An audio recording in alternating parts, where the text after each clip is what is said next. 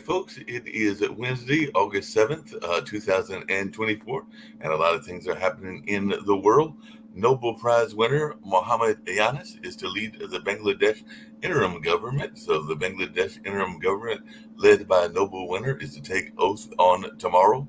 And it looks like the Bangladesh army refused to suppress the protest sealing Hassani's fate. So that's one of the things that's going on in the news. And it looks like the Hindus in Bangladesh are facing revenge attacks after the prime minister's exit. So students of the Muslims are protecting temples and churches amid the Bangladesh unrest. So Adva Shakira attacks Centra Narendra Modi on Bangladesh and has the quote, Papa, stop atrocities against Hindus. So it looks like that is something that is going on in the news and impacting folks from that side of the world in the Asian theater. And Russians are saying that Ukrainian troops crossed into its territory and launched a massive attack. So Putin is accusing Ukraine of large-scale provocation at the Russian border. Ukraine's incursion into Russia's Kursk region continues into the second day, and Russia reports fierce battles against the invading Ukrainian forces. And Ghazians are questioning the logic behind the appointment of Sinwar, that's Yahya Sinwar, to lead Hamas. Israel's most wanted man, Yahya Sinwar, is Hamas's new leader, and Israel has vowed to kill the new Hamas political leader who plotted the October 7th attack. Middle East crisis appointment of new Hamas leader also cast further doubt on the ceasefire deal, and the U.S. communicated needs to not escalate conflict to Iran and Israel, according to what's being said from Blinken. So definitely that's something going on, and it looks like the hostage deal fate was in Sinwar's hands, according to Blinken.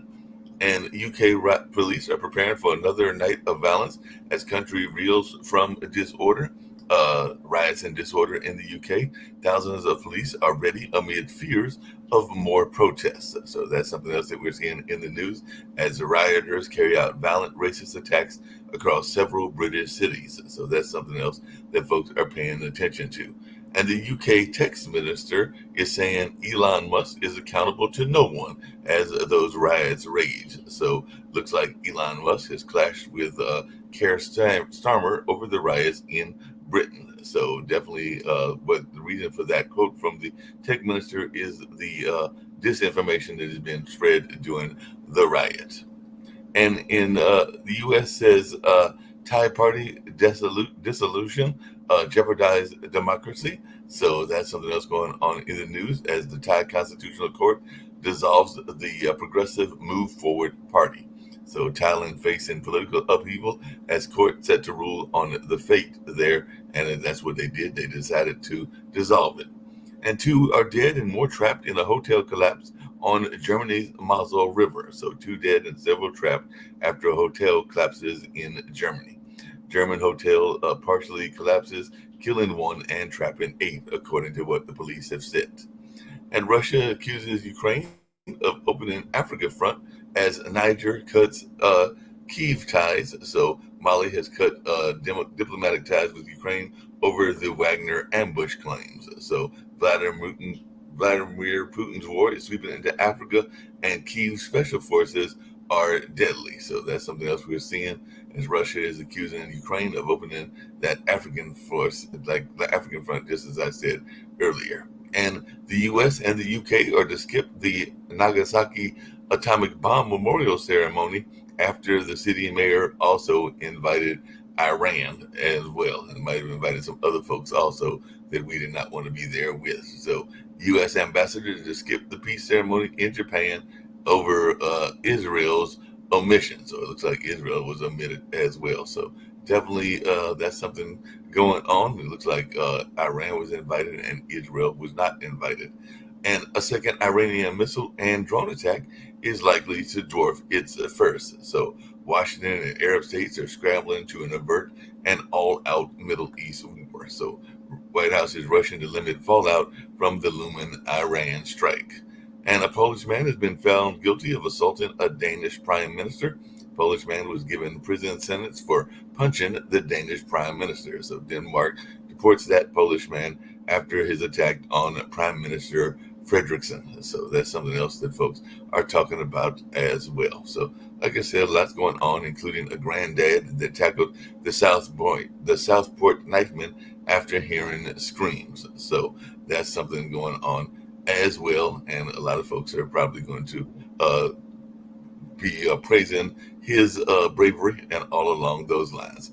And China is launching its rival to Elon Musk's Starlink internet satellite. So China will launch the first satellites of Constellation to rival Starlink, according to newspaper reports out of that part of the world. So, like I said, a lot's going on in that part of the world. Let's see what's happening in the United States. I know there were some primary elections, including the defeat of one of the members of the squad, and all along those lines.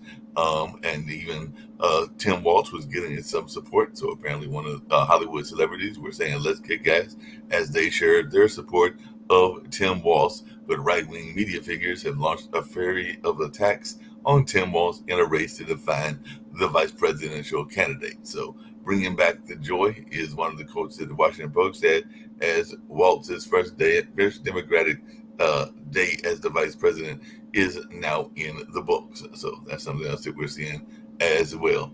And social media is exploding with theories as to why Harris snubbed Governor Shapiro as the VP pick. Some saying it was to appease the anti-Israel wing of the Democrats, but it'll be interesting to see if that is the case or not. And Tropical Storm Debbie is turning over the Atlantic before making a second landfall on the East Coast, the Carolinas. That's right where I am here in Durham, North Carolina, are bracing for a second landfall from Tropical Storm Debbie. So we're expecting some rain, I think, later on today and maybe even into Thursday as well. So a number of things are going on in that space. And Milwaukee County DA has charged Ford with a felony murder in Devontae Mitchell death. So definitely that's something going on as 4 Milwaukee hotel workers are charged with felony murder and all along those lines. So it'd be interesting to see how things play out in that regards. And like I said, I do know that a member of the squad, Cori Bush, was defeated in the Democratic primary and all along those lines. So it does look like the progressive side of that politics has suffered a setback. So we'll see how it all plays out in the further in the big national elections as well. So Cori Bush became the second squad member to lose a 2024 primary, and a lot of that was after a lot of money was poured in by AIPAC in order to defeat that particular candidate. But there were some other issues with the candidacy as well. So he did go down in defeat, the second member of the squad to go down that way and all along those lines. And a woman charged in a Arizona fake elector case has pleaded guilty, according to what the docket says. So Jenna Ellis seems to be cooperating with prosecutors in that case in Arizona and all along those lines. And dozens of earthquakes in Southern California.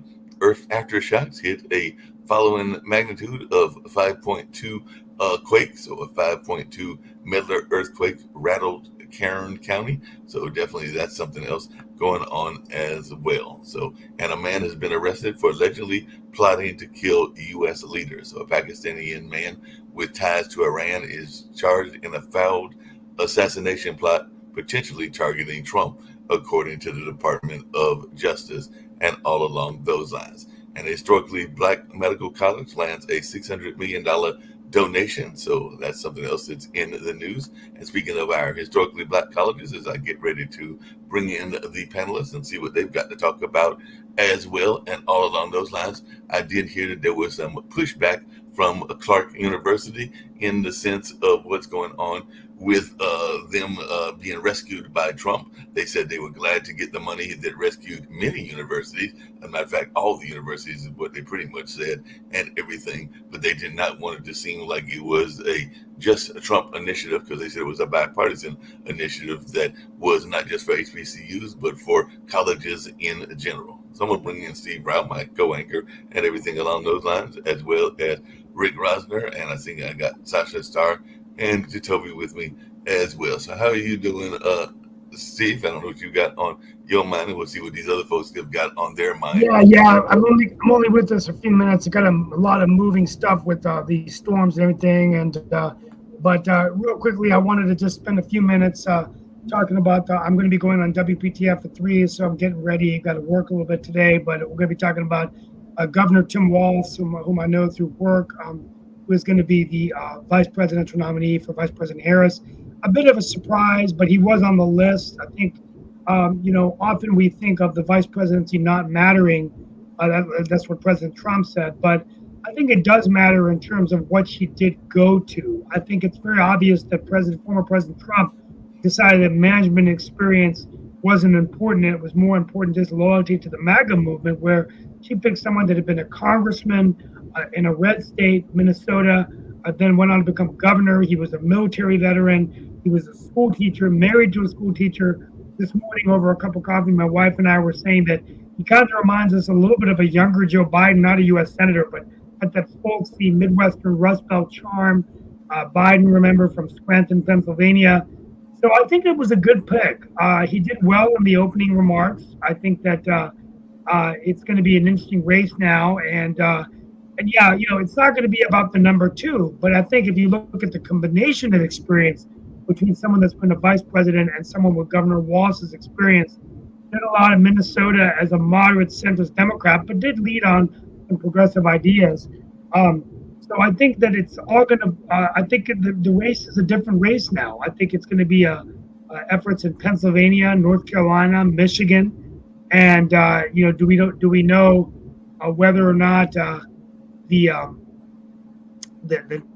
non-selection of Governor Shapiro was because of the backlash it could have in the middle of the Gaza war? I don't know, but I think it's interesting to see. So that's my 5-minute take. Go ahead, Rick. I'm going to be here for about 5 minutes. I've got to jump, but I'll be back on Friday and tomorrow night. Two normal, public-spirited candidates makes Trump look even more indefensible. And they're trying to sling some crap at Walz, as of course they would. They're claiming stolen valor because he served for 24 years in the National Guard. He left to run for Congress and didn't complete his last rank, so was retroactively he retired not at Command Master Sergeant. He retired at whatever rank is just below that. So they're saying, there's a bunch. He had a DWI 29 years ago. So they're saying all this. He put tampons in the schools, made sure that all the public schools in Minnesota have menstrual supplies. So they're calling him Tampon Tim. I don't think any of this stuff will stick. And it doesn't. None of it deserves to stick. What's your take, Adobe? So I think taking all politics out of it. Because there are a number of things that we're riding a wave on right now. Taking all politics out of it. When you watch, for example, the rally last night with the introduction, and then if you watch the introduction of J.D. Vance. One group seemed to be having fun, and it was just a party, and it was a very entertaining, everybody laughing, everybody smiling and joking and just having a good time. The others seemed to have a gripe, have an axe to grind. It felt kind of hateful and evil, or there was so much angst built up that we're playing on this anger. And that's one of the waves that I think that's going on for Kamala Harris and Walz right now, is that there was that happy and that joyousness that a lot of people are going to be attracted to, because I think a lot of people are tired of just, we should hate each other.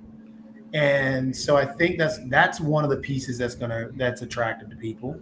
Then you have the other piece that's attractive to people, where if you look in the Democrat Party, the people in the Democrat Party were okay with Joe Biden, but they wanted somebody else, and they were able to get somebody else.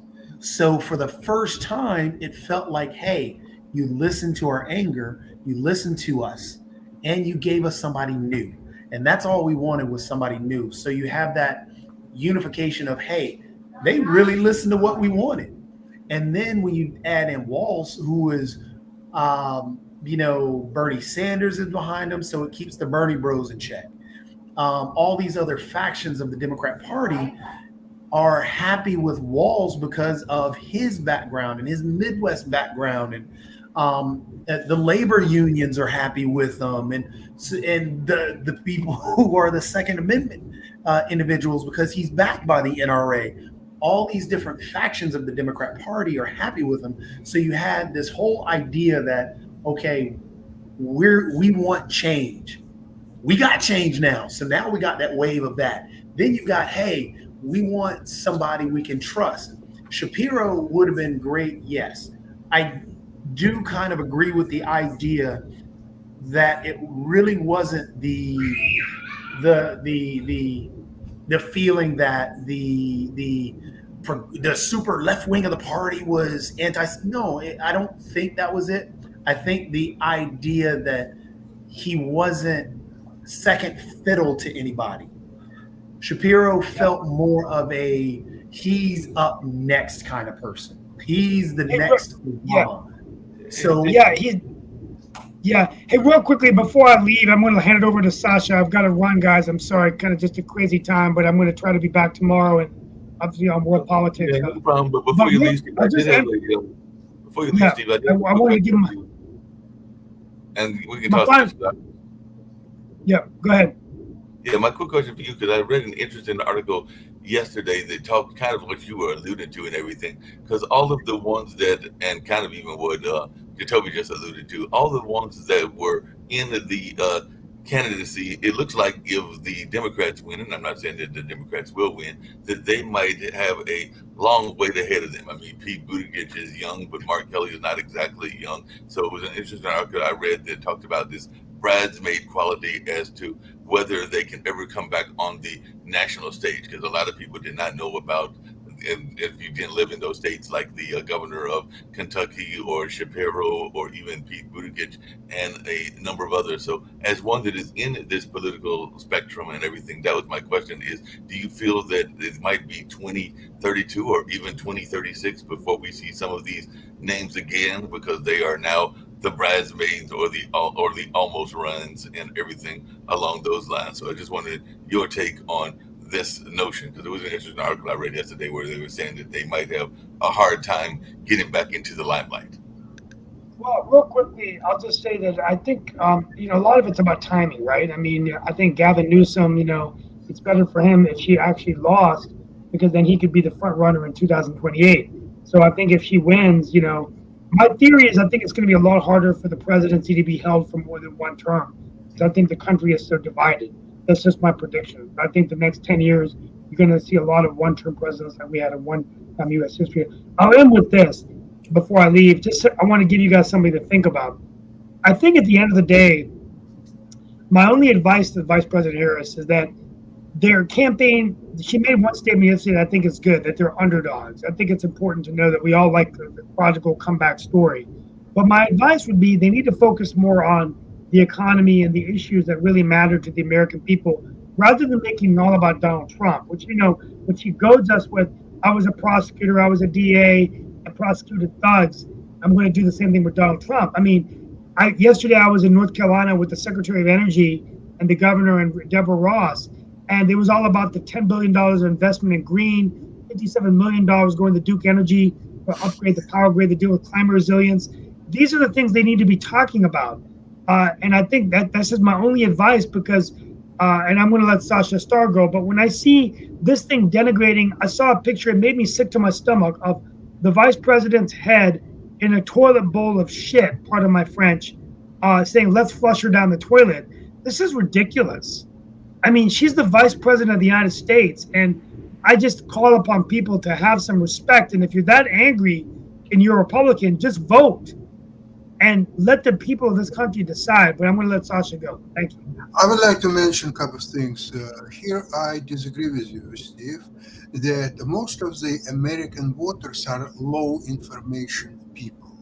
They cannot comprehend the intricacies of budget, of economy, of anything. Most of them, not all, but most. And therefore, this campaign in remaining, 90 some days, it will be focused on what sticks as a name calling for each party. So this, what Walz developed and or came up with, and that's 100% why he became nominee, or not nominee for vice president, okay, let's put it this way, because of the Trump is weird, J.D. Vance is weird.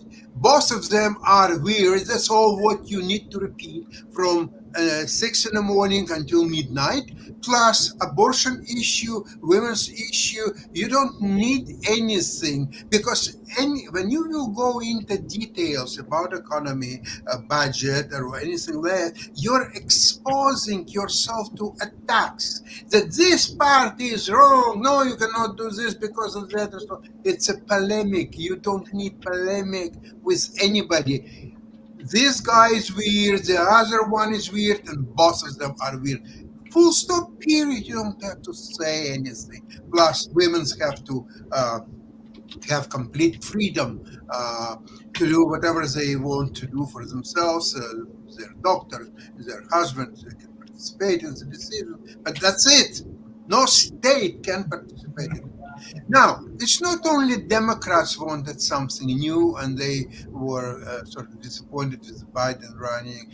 It's both parties. 70% of American people wanted get rid of these two old farts. And finally, one side listened to that. Another thing is that they were forced to listen to that after the debates, disastrous debates, of course.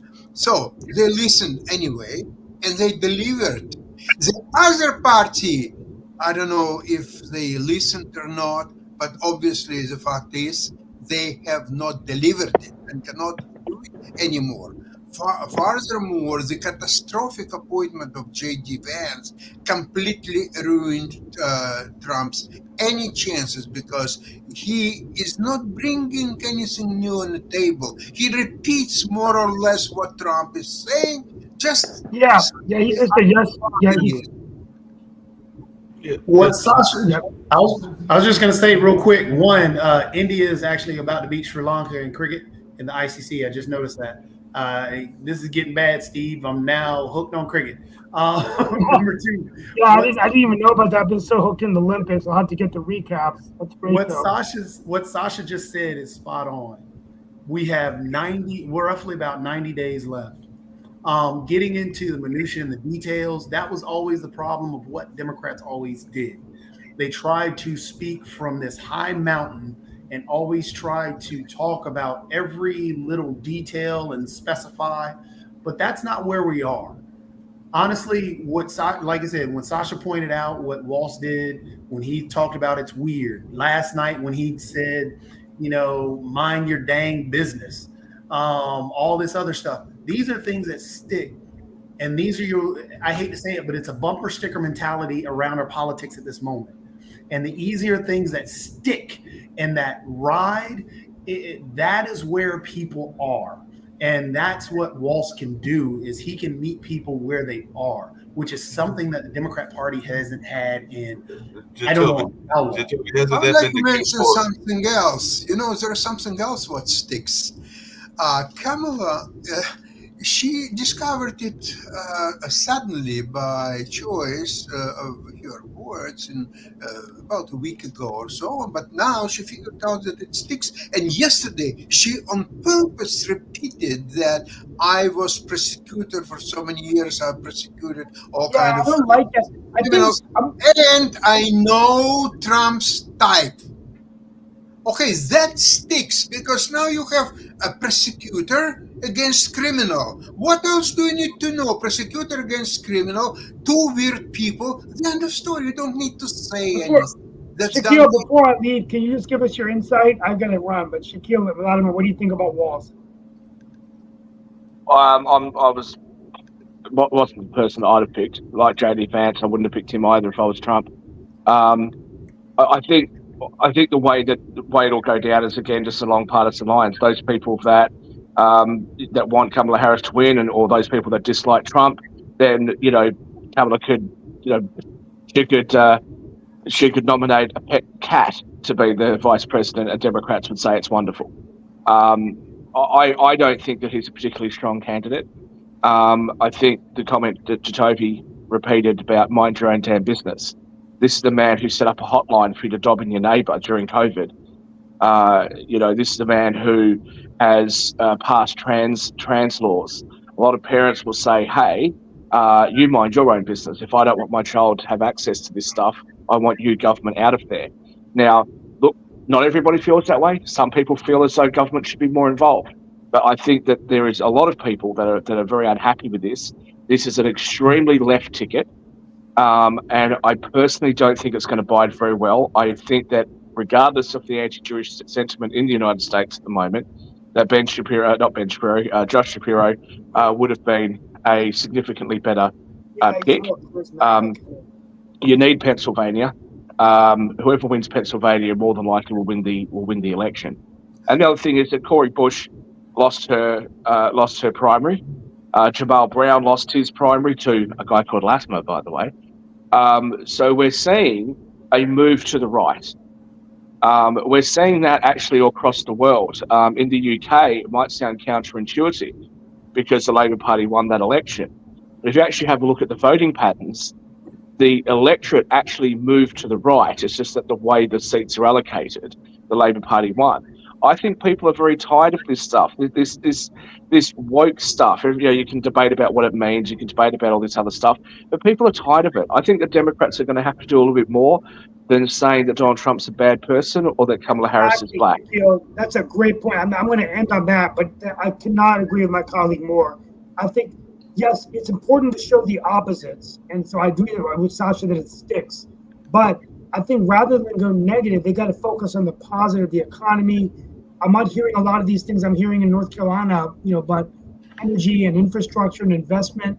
They've got to really make it about that. If they lower this down to make it just about Trump, then it's like letting kerosene in fire. They're going to come out the other way. That's my only advice. But the other thing is that I think when people are told you must vote for her because she's black and you must vote for her because she's a woman, don't tell me what I must do based on skin color. I mean, that can be quite insulting for a lot of people. And I think a lot of people are, again, they're tired of it. And they're saying that they're tired of it. I will note, though, that briefly in some of the polls, like 538, Harris Waltz actually took the lead in polling. It was very brief. The polling seems to have come back Trump's way. But at the moment, looking at the betting markets, it's actually essentially a 50-50 shot at the moment. So, look, this could go any way, but I've really got to stick with my original prediction here. I don't think that it's going to go to the Democrats this time round, and the reason for that is because I think the polls are going to be a little bit too skewed. I also think that Trump got a lot of momentum very early on, and so that's going to start to fizzle out, whereas the Democrats have got this momentum now, but that's going to start to fizzle out. And I think just based on the numbers, I think it's more likely to swing to the Republicans. But will it be a landslide? I don't know about that anymore.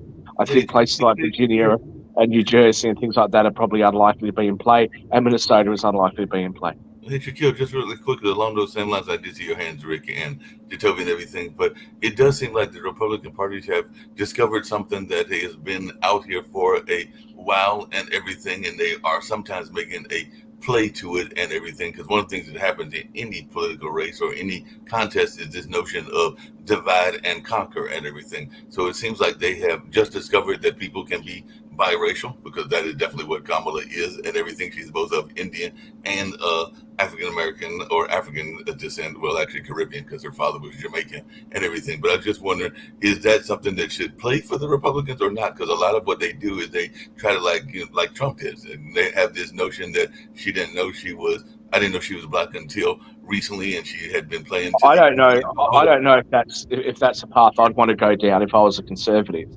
I think it's reasonable to say that she's always identified herself as being an Indian. She hasn't really identified herself as being black before. Except for going to a black college. No, that doesn't mean that you identify. You don't have to identify as being black. President of the black. However, I'll just finish your point. So I don't know whether that in and of itself, maybe you want to bring that up as an issue.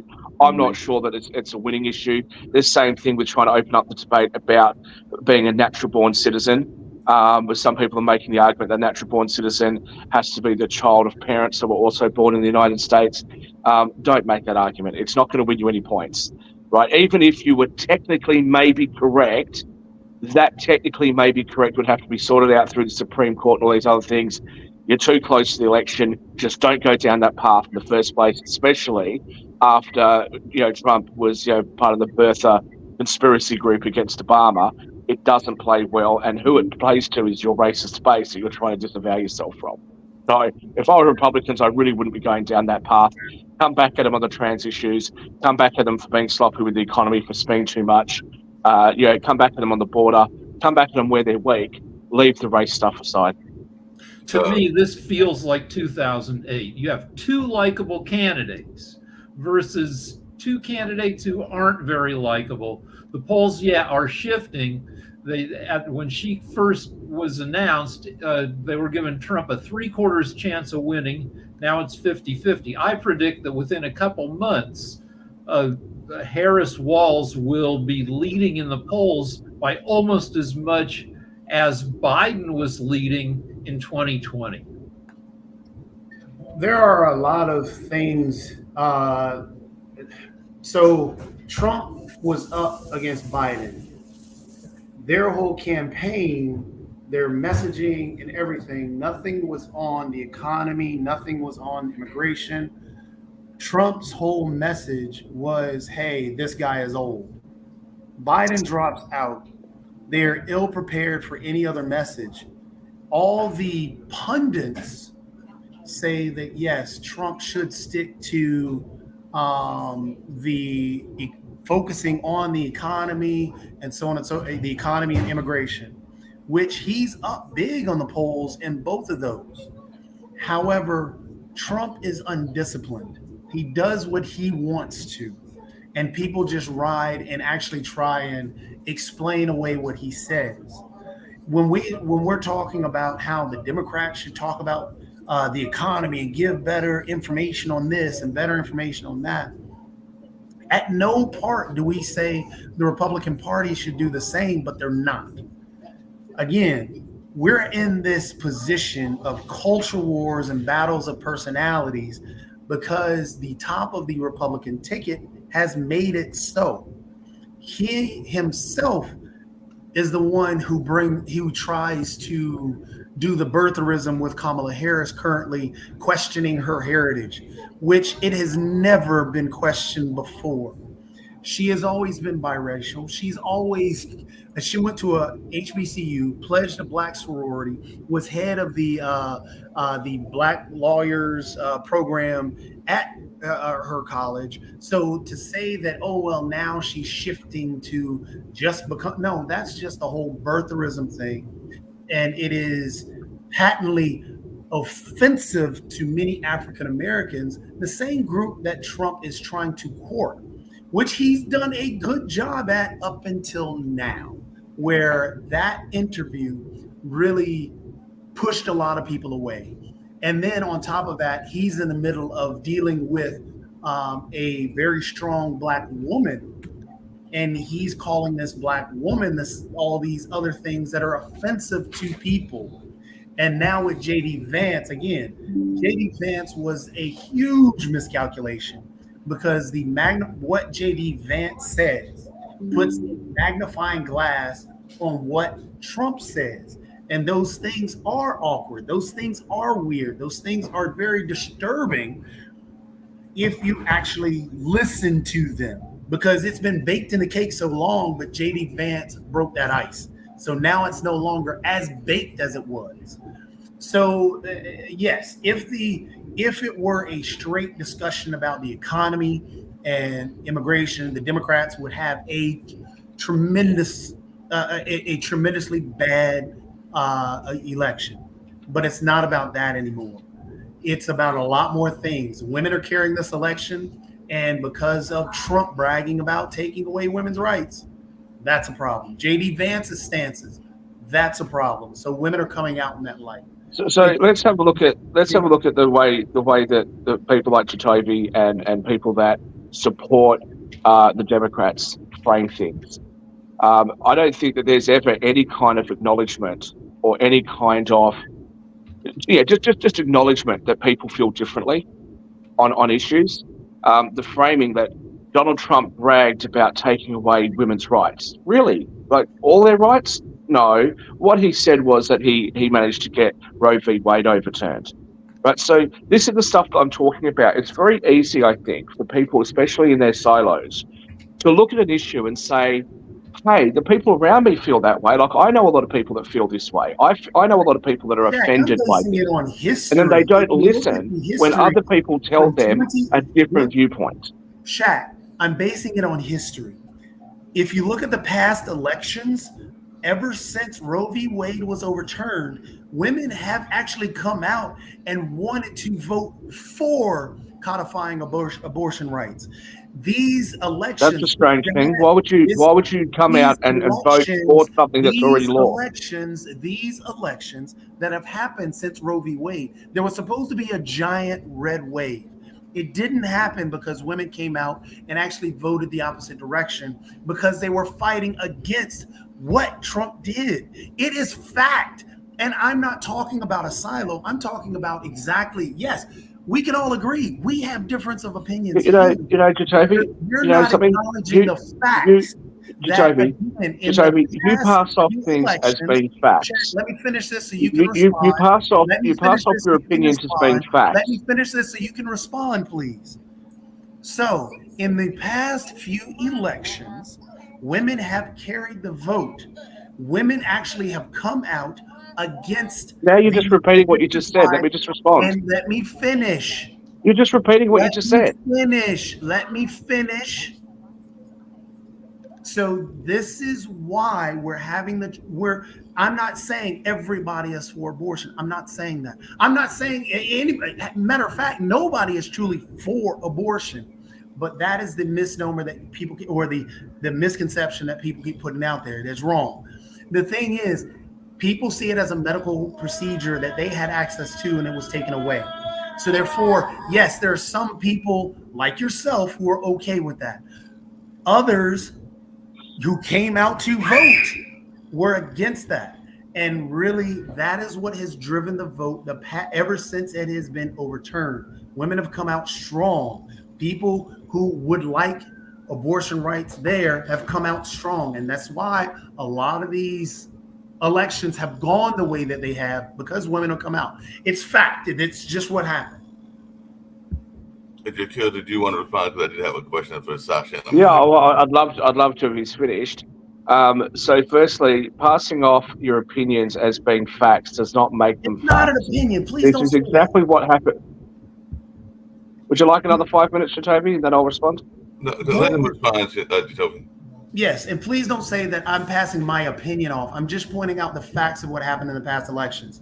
If you can dispute those facts with other facts, I'll bring up all the documentation on that. But don't just say it's my opinion. So in other words, I don't have your permission now to finish my sentence because I've said something you don't agree with. Is that where we're at? I'm just saying, don't characterize a fact as my opinion. It is a fact. If the lights on, that's what I'm doing. Well, that's what I'm doing. That's what I'm doing. I'm characterizing it as being an opinion. I don't think there's a law against me doing that, is there? Just go ahead, Shaquille, and state whatever your. So some whatever it was, a month ago, six weeks ago, something like that, we were looking at the betting odds, and it was the same blind spot of not being able to see why other people and why the polls were suggesting that Donald Trump had a very good shot at winning the election and was the favorite to win. And both Rick and Jacoby said that Biden's odds should be lower, and in fact they should be about the same price as Donald Trump's. And have a look at where Biden is now. Okay, so this is the thing. When you have these blind spots, this is what happens. Lastly, I'll just say, when Jacoby makes a comment about me, just so the audience knows, that I'm okay with abortion rights being taken away. I've never expressed that view. We have abortion made a rules in comment about Australia. me, so Will you be quiet? Well, no, don't you play be the victim quiet. like that. Stick to the topic. You've attacked me You for made a something, and I'm comment going to that respond I did to it. not understand, so just stick to the topic. You were saying that your view. I have never expressed that view on abortion. I live in a country and I'm citizens of countries where abortion is legal, okay, albeit with some restrictions. I'm asked to make commentary on whether or not on certain laws and whether or not I agree or don't agree with certain policies in the United States. I'm not American. These are issues for you guys to work out. I don't have skin in your game. So what Jacoby is doing and others on this network do is, unless I verbatim repeat progressive talking points and show absolute support for progressive candidates and absolute hatred towards Trump and right-wing conservatives, that somehow makes me a conservative. That somehow means that their views are mine. That's not the case. But without me being here today, for example, we have Mark Lee, who's a Democrat, Rick Rosner, who's a Democrat from California, Jacoby, who's a Democrat from North Carolina, and Sasha Starr, a Canadian who absolutely, by his own words, hates Donald Trump.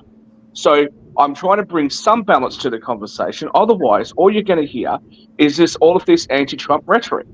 Now, I don't hate Donald Trump. That doesn't mean I love the man. The polls would show that it's close. As Adam Lamparello's comments came in a little while ago, it's more likely going to come down to the swing states. We know what the swing states are. It's going to be Pennsylvania, Michigan, Wisconsin. We know that Georgia and North Carolina is going to be in play. I don't think North Carolina is going to go to the Democrats this time round, although it's becoming a much more purple state. Georgia, I do believe, is going back just because of my own experience in Georgia. I know a lot of people live in Alpharetta. So I do believe that Georgia's going to go by. Nevada, I think, is going to come back to the Republicans. I'm not sure about Arizona. I don't think New Mexico will. I don't think Colorado will. But those are the places that are in play. Virginia, there's some question about Virginia. Okay? These are the places in play. Now, if what you want to do is say, oh, well, Donald Trump's made a mistake with Vance and this and that, and Waltz is a fantastic candidate. No. If you think that Vance is not such a great candidate, just be honest about Waltz. Okay? Because if you're not honest about your own flaws and your own weaknesses in your own party, then you're not going to be able to correct them.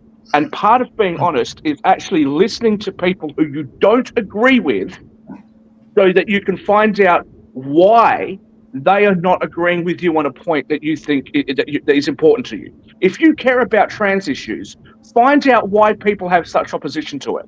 Stop calling them bigoted. If you have a problem and you really passionately believe that race relations are really important and we need to fix them, don't attack everybody who doesn't agree with you or who feels insulted by things and call them racist. Now, Kamala Harris has just gone out in a world and in a place which is extremely polarized, where people hate the term woke. Jacoby can make the argument it means something else, but it's a very toxic word, the word woke. She comes out, does her normal cackling thing and says, we should be more woke. Don't give up woke. If you've got the choice between being more woke and less woke, let's go with more woke. For what reason? All that's going to do is it's going to divide and push away half the country that doesn't like this stuff.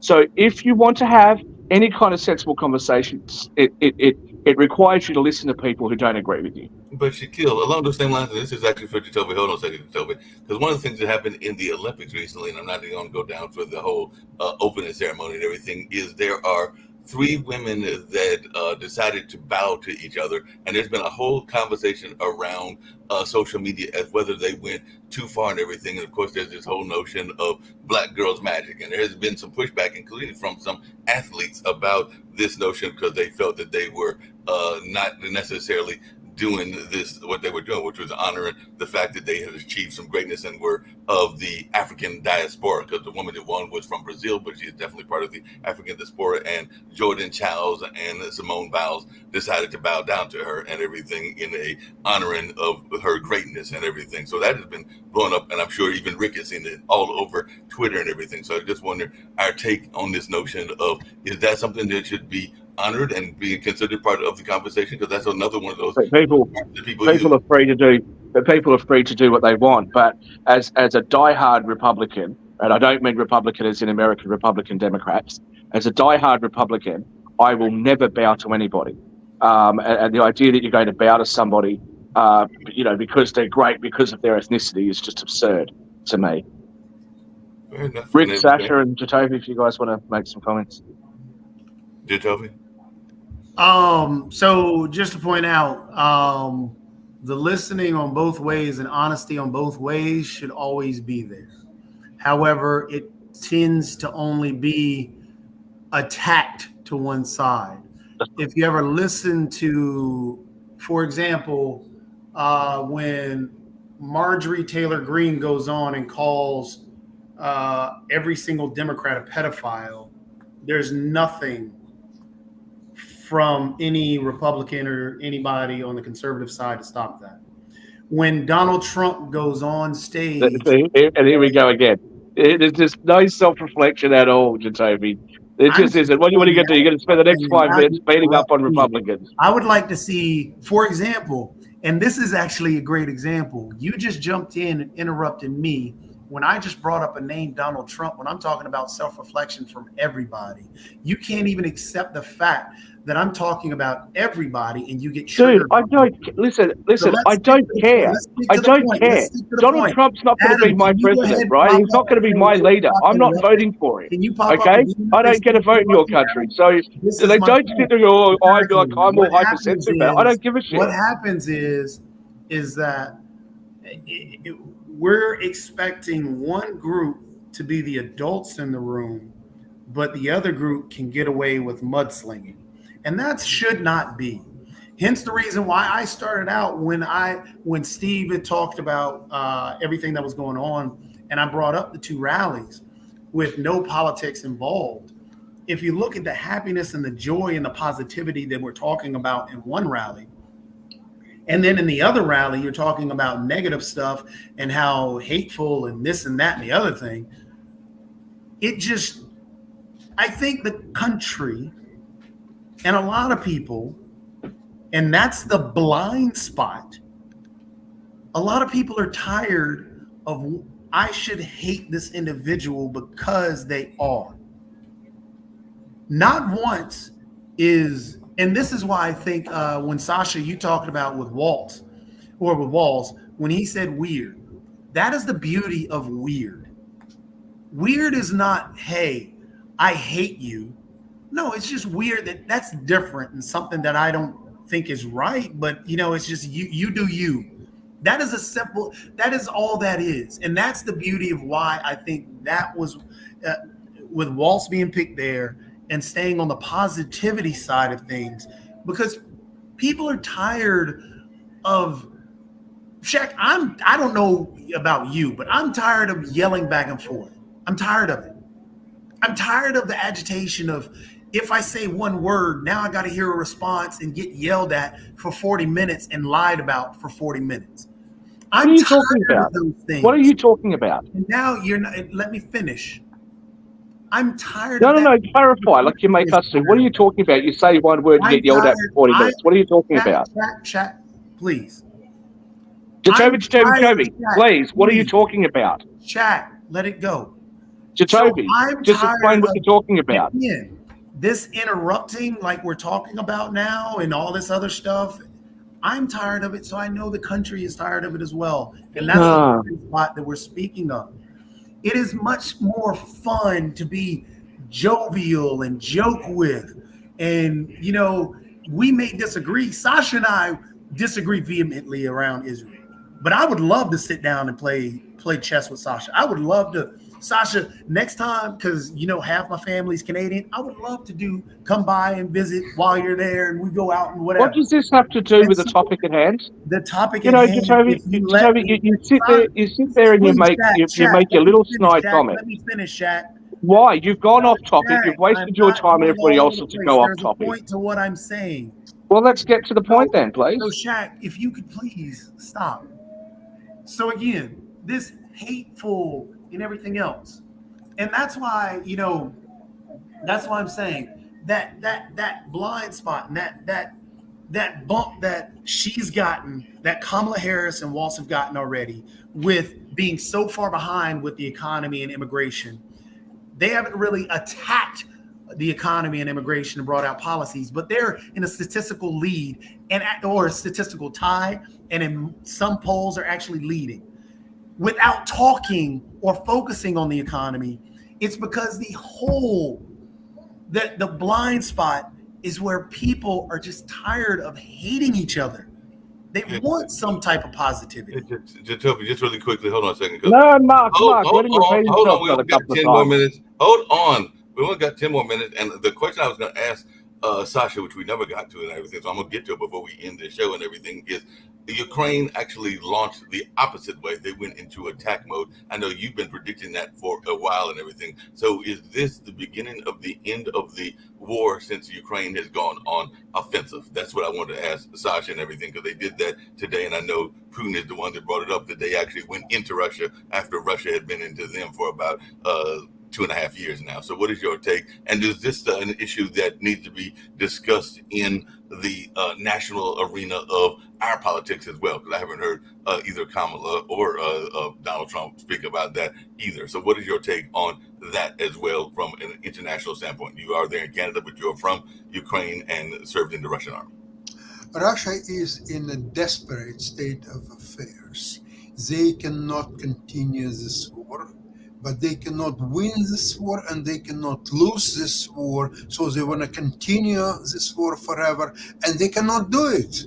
They just don't have enough manpower, the financial resources, the weapons and ammunition, and just name it, whatever it is, they don't have. So they can, especially realizing that Trump is not going to win the election, because that was their trump card.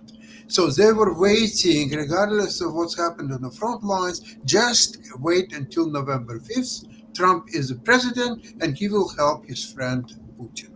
Now, that is now no longer in the Kremlin's calculations. So what is new now? Now they want to make bridges with a new administration, which obviously will be Kamala Harris. So what he's trying to do, for example, Iran was making noises that it will retaliate for Israel, for their attacks, and so on and on and on. But they didn't start retaliation. They were waiting and preparing and talking about it. And then they were talking about some dates, but they wouldn't name the dates. Finally, they named the dates, helping Israel and United States to prepare for this nonsense. However, something else happened. The war minister of Russia, Shoigu, it was for many years, it was right hand of Putin.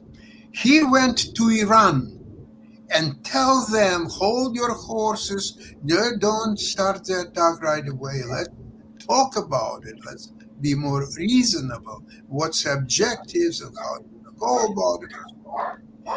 Then the minister from Russia, the new minister, army services, Belousov, someone, he contacted Lloyd Austin. And he told Austin, listen to that Ukraine is preparing the terror act against Putin. They want to kill Putin during this military parade in St. Petersburg or so on. Please help us. Call Zelensky to Ukraine and tell them not to do that or all that stuff. Or she didn't know what the guy's talking about. So he said, okay, I'll see what I can do. There was a parade. There was absolutely no terror acts or of any kind. Ukraine didn't do anything. So Russian is making all kind of overtures. Some of them are extremely stupid and naive to make bridges with United States, especially in the view that there will be a Kamala Harris as a president. Now, a couple of words about Tim Walz. Look, obviously, this is a man, how you call, like meat and potato man. There is no sophistication of any kind. There's nothing mysterious about him.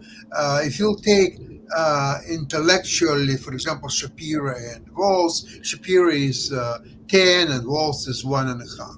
But But the intellectualism is not needed at this point in the campaign, not at all. What's a good point is the willingness and ability of Walz to attack Trump and all the whatever remains of the Republican Party. And this is worth all the intellectualism of Shapiro and others. Now, also Shapiro, he is a man getting ready to become a president of the United States of America in near future, maybe 4, maybe 8 years. He's still young, he's 51. So he is a presidential material. And I don't think that he was looking forward to exchange his potential to become a vice president nominee for Kamala Harris, especially if for some reason she will not win election. And she cannot bank on the fact that she will win with Shapiro. With Walz, it's a different story. Walz can talk to most of American people in their language. They understand the language. Neither Trump, neither J.D. Vance can do it. That's why they. So why did he win in 2016, Sasha?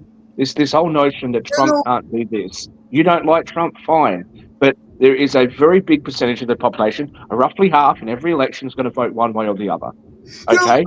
2016 is a different story. First of all, he ran for Hillary Clinton, who had some negative baggage, as we know. How significant it was unclear. And in fact, she won popular vote, but she lost electoral college. Now, Trump. Let Rick go because he's been waiting for a while. We perhaps will continue this. So the last later. time we didn't have a pair of old, gross, awkward candidates running for president was 2012.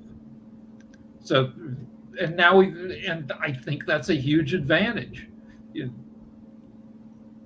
I mean, until 2 weeks ago, we had 3 old, gross candidates running: Biden, Trump, and RFK is 70 and his head looks like a boiled cabbage.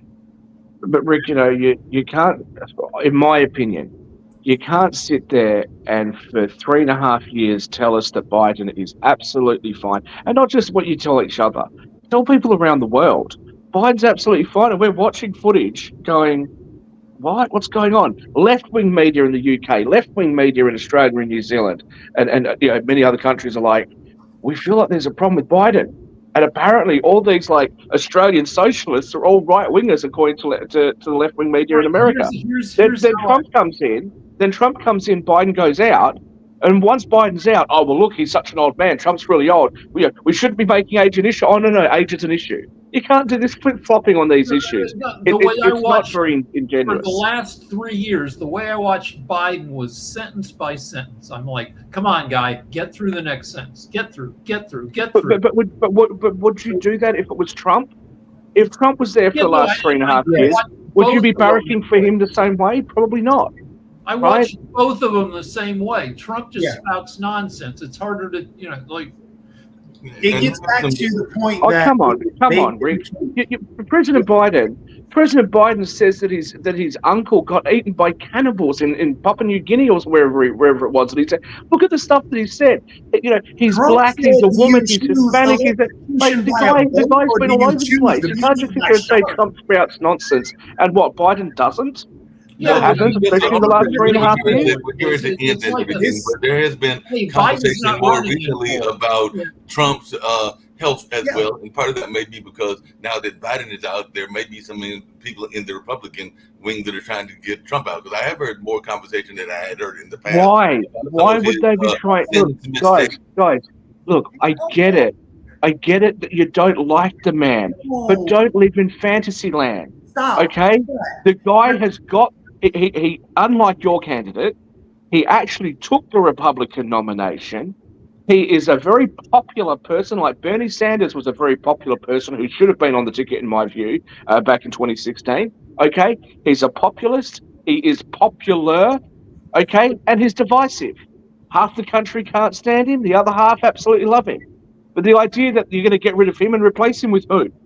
No, it would be dumb to replace him. But It's not half. It's 40% versus like 53%. It's been that way. It's been his approval has been steady since 2015, since he announced.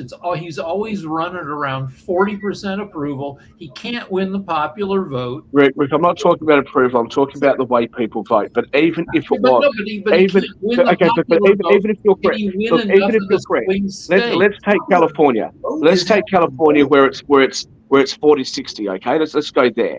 That means that 4 out of every, if you get 10 people, 4 of them are going to love Donald Trump. Okay, 6 of them aren't. Now, in a small sample group, in a group of just people you're going to meet in your everyday life, that's pretty close to being half. Now, I understand it's a big margin in politics, okay, but we're talking 1 person difference between half. Okay, what I'm saying is there's a very big percentage of people that like the guy. And this idea, like when I say, look, try and be fair, try and understand, try and hear your opposition, try and hear what they're saying, and then you guys come back, other people, not just Toby, come back and go, well, it's all because they did this. No, like, but it's like I've said something that's gone in one ear straight out the other. All I'm saying, hold on, let me quick point, is when you offer people like a less gross alternative, which they haven't had in more than a decade, I think that's a huge advantage. I think you are assuming, Rick, that everybody else thinks that these are this is a gross option. Okay, that wasn't really the case. Yes, it really was. But this is what the problem is, and this is where it comes down to. Again, people accepted the fact that Biden was old. People began to accept that. Hence the reason why he started tanking in the polls.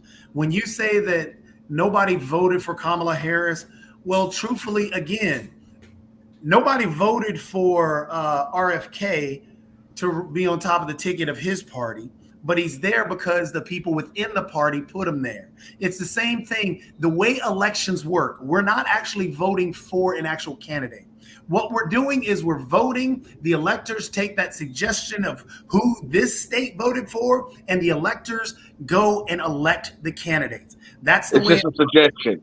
Sorry, your just quickly explanation is that the college electoral system in the United States, the electors from each of the states are just going to elect the president based on a suggestion from the voters. Is that what you're telling me about your system? Shaq, stop. I gave you a simple, rudimentary explanation on how the electoral system works. Yeah, and I'm just clarifying that you say it's a suggestion. Shaq, stop. At the beginning, give me some more of your facts, Shaq. At the beginning of the actual Republican primary startup, they actually said that that others should not run. So in a sense, they were already giving the election to Donald Trump from the start of the Republican stuff. So the argument about, well, she was never elected. No, she actually went around and went to the electors, actually got those electors to vote for her. 78% of the actual Democrat. What are you now talking about? The electors don't vote for the top of the Democrat ticket. Shaq. What are you talking about? You just like pulling stuff out of everywhere and making shit up. I gotta go. Let me finish. The elector. What do you mean she went around and got the electors? That's not how it works. Shaq, stop. You need delegates, dude, not electors. What are you talking about? I'm actually giving you facts and figures, but you don't want to listen. What you run into is you don't want to listen to others, but you complain that others don't listen to you. We listen to you. Give me some facts. Okay, so she's got the electors. Yeah, that's how she became the Democrat nominee. 78% of the Democrat Party wanted Kamala Harris to go ahead and be the top of the ticket anyway. So anyway, the electors, everything, Kamala Harris was the pick. Hence the reason why the party itself has unified around Kamala Harris. Now, when we're talking about things that Biden said, yes, everybody was on edge on what Biden said. Hence the reason why. That one, he has a speech impediment, and then two, yes, his age played a role. That is what the biggest. That's what the GOP ran on, is that Biden was old. Donald Trump is basically the same age, and Donald Trump has said some really crazy, outlandish things. He says them on a regular basis. What ended up happening is that he says them powerfully. He yells them out, and people think that is a sign of youth.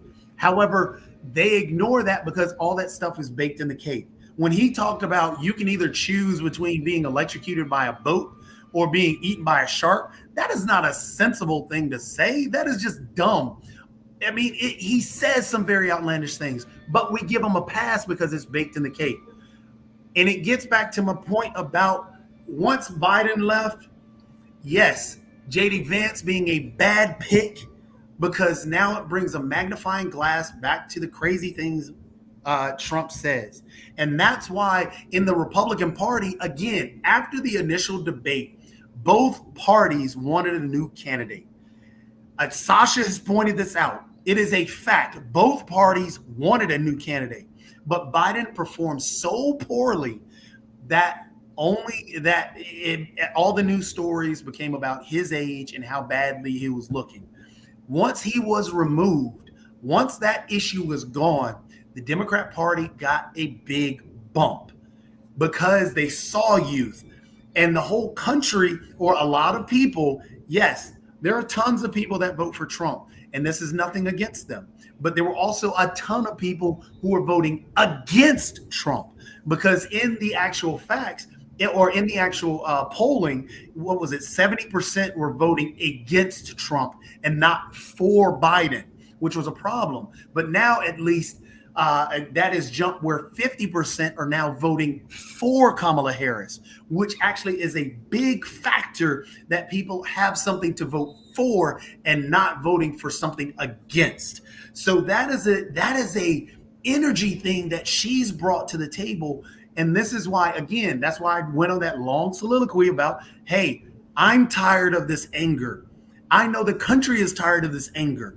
And when they have this positive message and these positive things that you see coming from them, that is a blind spot that, the Republican Party doesn't want to see because, again, what they have put forth is a man who's always looking to name call, who's always looking to drag the people down. Heck, Comey has just announced that he's going to bring a brand new investigation into Kamala Harris.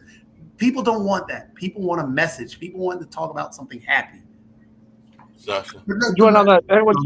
Wait, Sasha. Give him another 10 minutes. Give him another hour. You just keep going and keep going and keep going. You hate me. Let it go. Sasha, please. Oh, Jacoby, you're so good. Did you use the word hate for me as well? Did you do it as well? You think you're just going to keep pushing my buttons? You think you're going to get some big reaction out of me?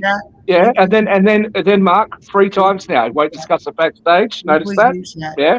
Can we please? Yeah, brings stuff on air, doesn't do it backstage. Nice. Go on, Sasha. Sasha. Okay, I'd like to point out a very obvious thing.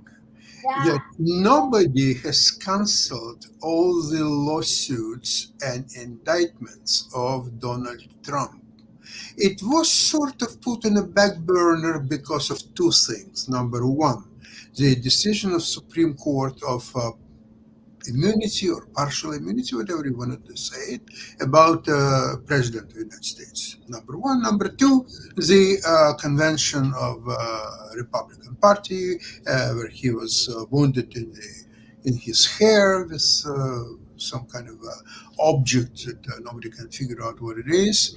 And now it's going to be complete investigation of who and why did it, because the person who actually shot at Trump, he was a Republican, MAGA, found his account on Facebook and his outrageous comments and so on. That will be investigated. It will take its due course. That's fine.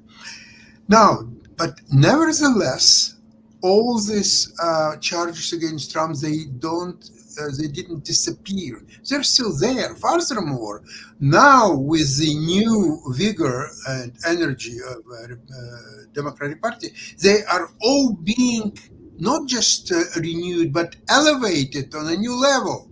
Now all kinds of things with all the 34 felony charges, they're now being pushed ahead. Oh, Supreme Court says that it's partial immunity. Okay, we'll deal with that. Okay, so he will not be charged for this and for this and for that. So it will be 31 indictments, not 34, or something like that. But it's not going to disappear.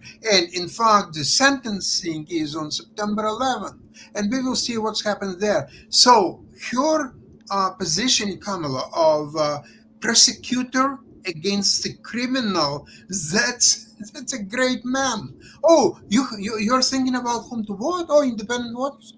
Okay, how about that? Here is a Sasha, prosecutor on one side and criminal on the other side. Who's changing the life more? Sasha, this is what you're going to end up with, right? And this is exactly what you have ended up with.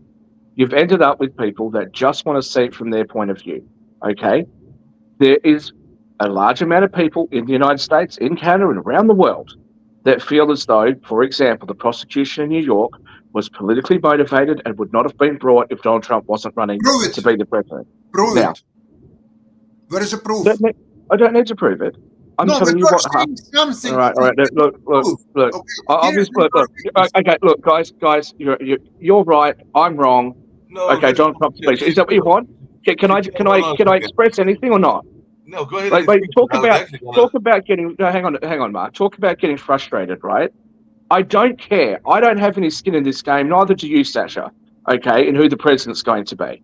Okay, all I'm doing is trying to give my analysis. And someone like Jacoby, who has, see, like, oh, I don't know why there's all this conflict on air.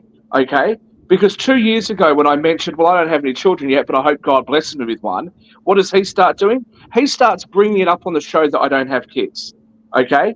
2 years ago when I said, look, I had to come back to Sydney because I was moving to Switzerland and COVID hit and my plans got mixed up. So what does he do? He goes on air and starts going, oh, Shaquille's a mummy's boy because I happen to own this house with my mother because it's one of my investment properties.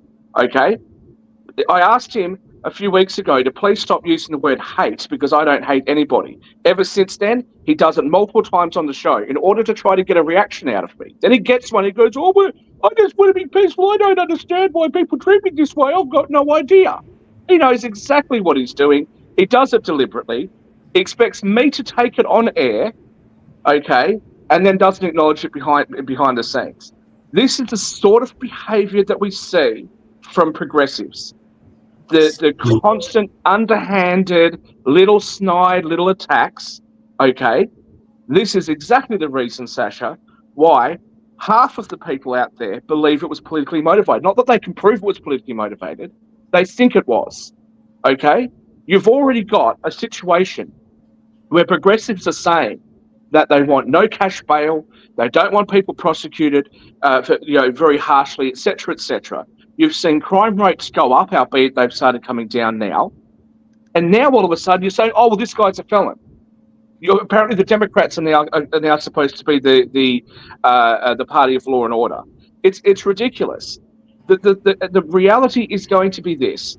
There are people who are frustrated with the system, that were frustrated with the system in 2016 and they elected Donald Trump.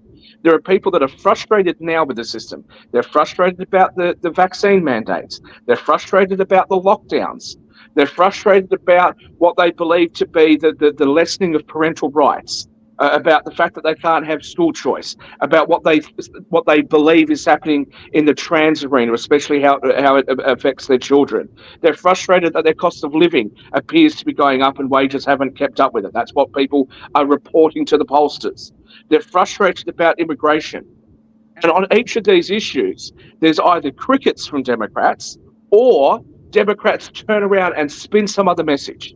And just lastly, Jacoby, I think Rick might have said it before, I can't remember, said things along the lines of there's a positive message coming out of the Democrats. No, there's a positive message coming out of the Harris campaign to people that already support her. The people that don't support her don't find what she's saying to be positive because they're dead against many of the things that she's advocating for. Shaquille, let me ask you this. You're saying that Trump was elected in 2016, rightly so. It was on political arena, it was kind of a new entity, untried entity, a promising entity, and because of the negative around Clinton, outweighed this, and he was elected president. Now, after having a wonderful presidency, booming economy, everything was fantastic, low unemployment, full employment for Black people and for Latinos and everybody else. So it was the best time in the United States of America for the last 250 years. how then he lost to Biden? Okay, so firstly, that's not my claim. Again, I am not sitting here telling you that I prefer Biden or Trump or Harris or Clinton. Okay, I'm not saying this is me. I'm telling you what the polls say, what people are saying, how markets react. Okay, how did he lose? You and I both know that back in 2018 and the beginning part of 2019, it looked like Trump was going to absolutely clean up at the next election. And then COVID came around. COVID, I believe, there's no way to prove this. I believe that if COVID wasn't an issue, then Trump would have won the 2020 election. I really do believe that. Now, there is argument about whether or not he handled it well or didn't handle it well. Okay, people like Kimberly Calhoun will say that he did an abysmal job. He got rid of the response team, etc., and he did a very bad job. Some of the issues where he got criticised were state issues. What should he have done? Look, I don't know. The world leaders were all faced with challenging and sometimes contradictory advice from health officials around the world. I think that leaders were doing the best that they could at the time. However, I think that he did as good a job as any other world leader at that particular time. But COVID, in my opinion, is what cost him the election. Now, fast forward to right now. If he's going to lose the election right now, in my opinion, it's going to be because he says something stupid. Even though the Harris campaign's numbers have come up in the polls right now, my opinion, not my preference, just my opinion, is that it's still his election to lose. And if he says something stupid or too aggravating, that he's going to lose it. But where are his weaknesses? His weaknesses are that he is simply talking about putting tariffs on. He's not really articulating very well what he wants to do with immigration, the mass deportation campaign. He's not articulating that in a very good way. He's got a VP who I don't think is very effective. He's got some weak spots. And, he's got some things that he has said which is a little bit eyebrow raising. Like, come on, dude, like what do you actually show us what your plan is, and don't just tell us that you're going to go back to what you were doing before, because the world's changed over the last 4 years. Well, where are the weak spots for the Harris campaign? The weak spots are immigration. The weak spots are the economy. People can make the argument that actually the economy's been pretty okay. I'll leave that to other people to decide. That's something that the polls show that people are blaming the Democrats for. So it's a weakness for them. Immigration certainly is a weakness for them. The so-called woke stuff, the fact that she said once before that she would never allow fracking, and now she says that she's going to allow fracking. Okay? The trans ideology stuff is not something which is a federal issue, but it's an issue that's affecting people in America that they're talking about, and they feel as though they can't express it. So when she comes out and she says things like, hey, we need to be more woke, that is off-putting to a lot of people who 5 years ago and 10 years ago would have happily and readily identified as being woke. Shaquille, I think it's also a weak spot for her and her campaign, and for Democrats in general, to be implying that you should vote for her because she's a historic first. Nobody cares, nor should they. Shaquille, all that stuff is worth nothing compared to abortion and women's rights issue. That one thing wins election for Kamala. All the rest is a noise. Maybe it's. I don't think so. I don't think so, Sasha. That wins election one way for all. Sasha, I don't see how it will. Let me tell you why. In the first place,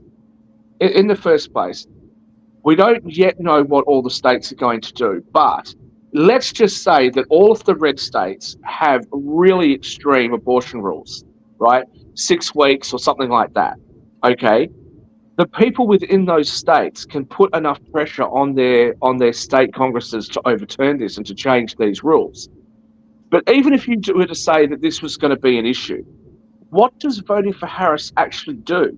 She can't reverse this by executive order. She tries to say that's what she's going to do. She can't reverse it by executive order. At best, she could veto. Because she doesn't have the constitutional powers to do that. Now, at best, she could veto a bill that comes up from Congress. At best, she might be able to do that if there was an attempt to make it a federal ban. And the complaint that the Supreme Court has gone too far to the Conservatives. It's been held for 6 decades by the Democrats. What does her being president do to change the makeup of the Supreme Court? You can't do anything unless you expand the Supreme Court and then stack it. So what does voting for her do for abortion rights? Shaquille, you're talking in legalese. Forget about that.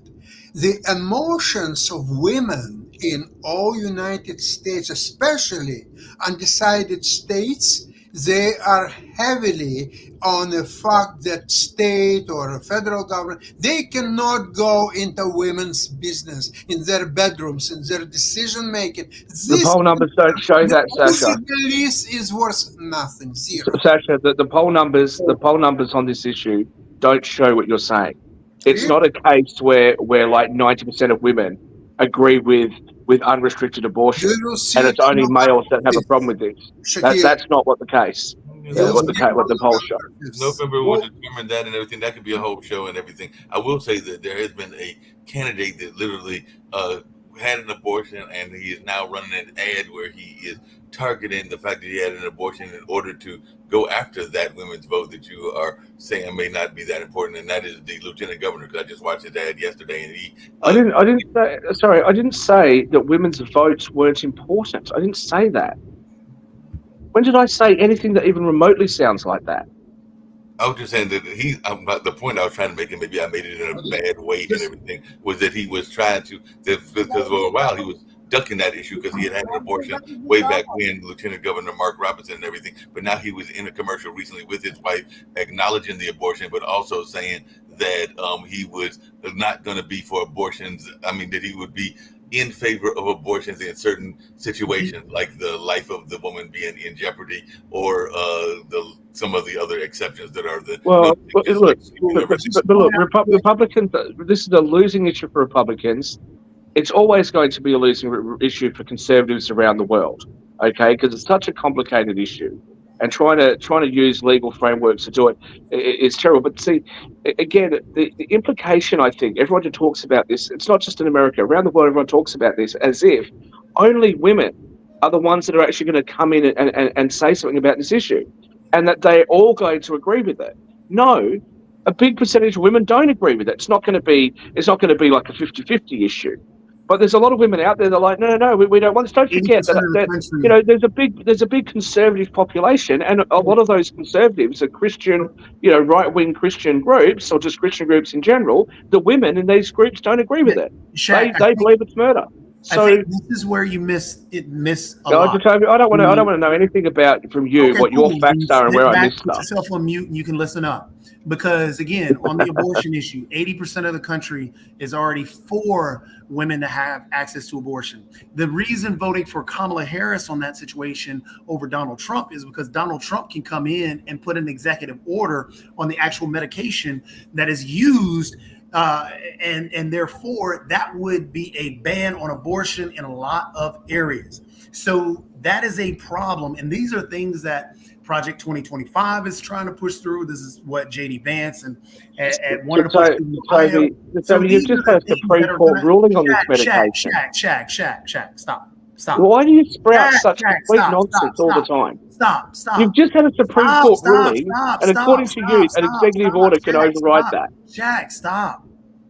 So again, this is why Sasha's correct that truthfully, the abortion issue is huge. Hence the reason why it is the main focus right now. It is the main talking point coming out of the Democrat Party, coming out of Kamala Harris, and she's been a champion on that issue because it has been a factor in actually the actual elections ever since Roe's been overturned. That's just been a fact. It has. Hence the reason. And so therefore, the abortion issue is huge. And you have two individuals with Donald Trump, who's talked about overturning Roe and championing it. And then you have the cat lady's comment from JD Vance. So then they're going to already be painted as anti-women. But yes, again, we all understand that it's not a 100% thing. So we got to stop that semantic argument, which makes no sense. So what we're talking about are the voting blocks and how they're going. And then, yes, the weakest issues for Kamala Harris right now are the economy and immigration. Outside of that, the culture war issue, it's not a losing issue for Kamala Harris. It's actually a losing issue for Donald Trump. Hence the reason why The individuals, as I stated before, are trying to get Donald Trump to get on message about economy and about the immigration. Because if he were to stay on message there, he could make ends meet and actually make the election more about, lean the election more towards his favor. But he's not doing that. He's going out putting up videos on his giant video board at his rallies, trying to question her ethnicity. That is not a winning issue, but that's what he's doing. He's making it a culture war thing. The trans issue, regardless how you feel, it doesn't compare to what Sasha's talking about with the abortion issue. It's zero. It really is. And that being made an issue out of Donald Trump when he tried to talk about the boxer does nothing to swing people his way. If we look at the independents are focused on our economy, are focused on immigration, are focused on abortion, are focused on, honestly, the Project 2025 has come up because they're worried about democracy itself. And that is what the true threat is. That no democracy. Oh my goodness. Wait, if one person gets elected, if one party gets elected, all of democracy is going to end. Oh no. How's it going? Thank you. You're an idiot. You really are. I can't help myself. You are such a moron, Jacoby. Yeah, okay, thank you for the compliment. Now, that is what's swaying the election, and that's what's pushing it. So, Sasha, what you were talking about is correct. And yes, Shaq, the economy and the immigration issue are the weakest points for the Harris-Walz campaign, but that's not what the Republican Party is focused on, and that's... You told me, just really quickly, before I get to Sasha, one of the counter issues, and you just kind of brought it up and everything, that is gotten some pushback, but now they've had a change in leadership. I don't know that 2025 can work anymore, because 2025 was in some ways a scare tactic because of what was predicted will happen with 2025. But now that they have lost their leadership, and now that they are not necessarily as strong as they were, because I know I haven't read that whole 900-page argument. 900-page. Nobody has. Nobody has. But we saw this. We saw this sort of rhetoric. And now we saw this sort of rhetoric when people were criticizing Donald Trump for having left. 2025 is the fact that there are numerous Trump campaign people that have left and have already gone over to the Heritage Foundation. The Heritage Foundation sponsored the RNC. So you can't really run from it, even though the quote unquote leadership is left, when you have the Heritage Foundation who sponsored the RNC. And it was in big, bold letters. You can't have the Heritage Foundation passing out pamphlets at the RNC and say, well, the leadership's gone, so we're not dealing. It doesn't work. So it's still going to stick with them, because again, as Sasha pointed out, and again, I don't know why we're not agreeing with it, but it's very true. Our electorate. Wait.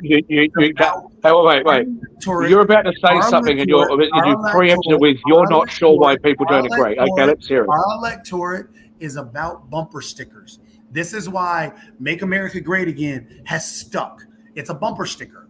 This is why Trump doesn't explain things, because he gives you bumper stickers. And that has been what the Republican Party has been so fabulous at. They've been able to get their messaging out through that bumper sticker mentality. They understood it much more than the Democrat Party did. But what Walz has done, and Sasha pointed it out multiple times, which is very true, he put it down. He says things simply. They're weird. It's simple. It's quick. It's not mean. It's not attacking. It's just easy. Mind your dang business. It's simple. It's a bumper sticker. And that is what these things that Walz is able to do. And he's cracked into that ethos. And that is why they're having such a success. So with that Project 2025, and because Trump named his whole thing, what was it, Agenda 47, it sounds the same thing, and that's still a bumper sticker trigger for a lot of people, and it sinks in. So that Project 2025 is going to stick for a while. I've read the Project 2025. It's a blueprint for establishing autocratic regime in United States, and not as an idea. It goes step by step, very meticulously at every detail, what you have to do here, what you have to do in a month from now, in 2 months from now. It's basically a very, very meticulous business plan how to accomplish a presidency for Trump, which will not be even interrupted until he'll die. And even there would be a mechanism how to give it to his children and so on. Oh, This is Sasha, quite come on obvious. now. No, it's all there. Read it, Oh, Shakir. Sasha, come Spend on. some I have read time, it. read it. I have Please read it. I have read it. I've So read all then what 900 you see, pages. so then what you see, how you can dismiss it, what has Uh, been so meticulously prepared by his closest advisors. You However, know, I must you admit know, something. Hold on. I must admit something. It was prepared and published at the time when the victory of Donald Trump was granted. It was around even before the convention, the Republican convention. There was a huge bump in poll. Biden badly lost debate. So everything is just any idiot would put 90 cents to win 10 cents for Trump, 9-1. That was an equation before and even at the end of the convention. So therefore, the Project 2025, it was such an awesome document that they didn't want to even mention it because it's like a Bible. Are you going to talk about the Bible? No, Bible is a document of all documents. So Project 2025, don't dismiss it easily. Oh, it was prepared by some heritage people or so. No, it was prepared by closest Trump's advisor, by think tank. And Sasha, this, where, okay, a Sasha, lot of come people on. don't read it and probably won't read it. That's Sasha, I've read the thing. Come on. You know, look again. You know, I'm not a conservative. I'm a liberal, right? Always have been. But I'm not going to sit here and just listen to this constant drivel about the conservatives. Okay, we got it. They're conservative. We're going to just beat them up all the time. You know, I find it fascinating that Donald Trump was hammered by liberal progressive media about withdrawing from the Paris Agreement. People on this network criticized him. I asked everybody on here to tell me what the agreement actually says in relation to the United States. Nobody could. Nobody could tell me one thing about the Paris Agreement. But yet he was criticized for it.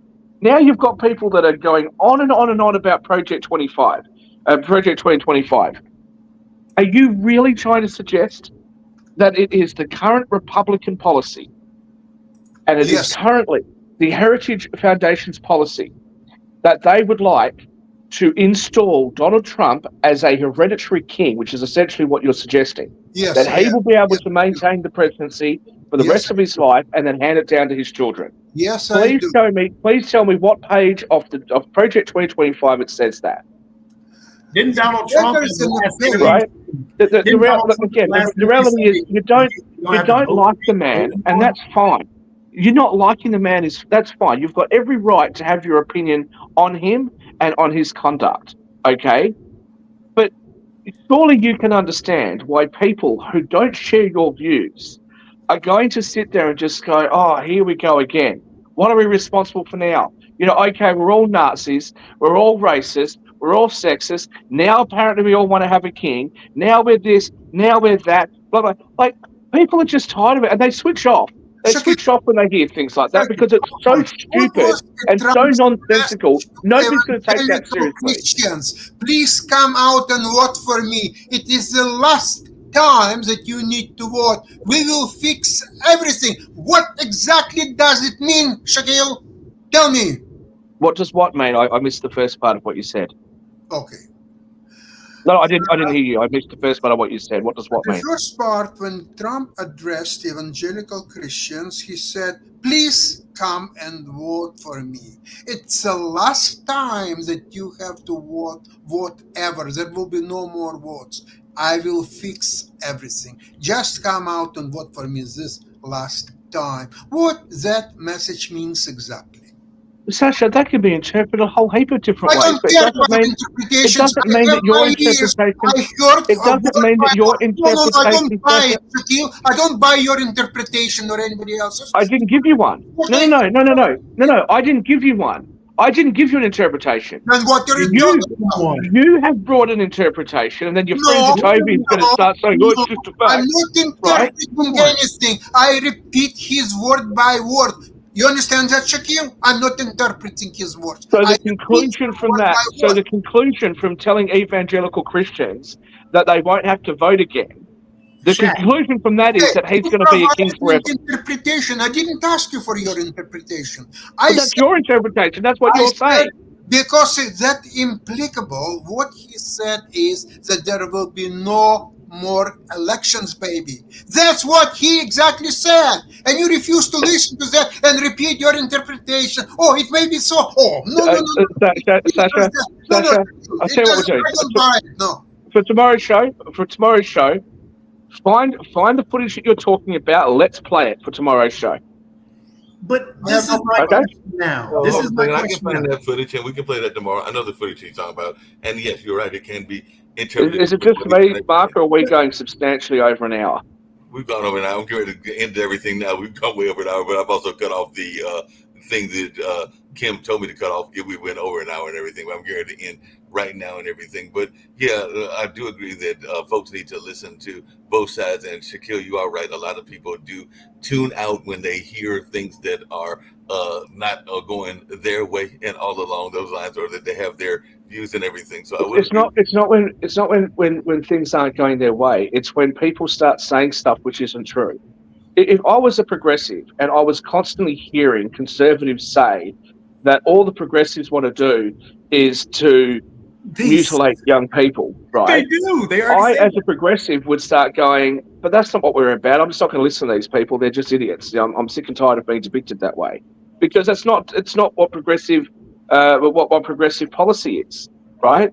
So when you hear conservatives be just like the ostracized nemesis of the world, right? And it's not just in the United States. They're doing that everywhere, But right? As if somehow somebody who, I'll just say for the Christians for the moment, somehow, somebody wears a cross, they go to church once a week or, once a month or something like that.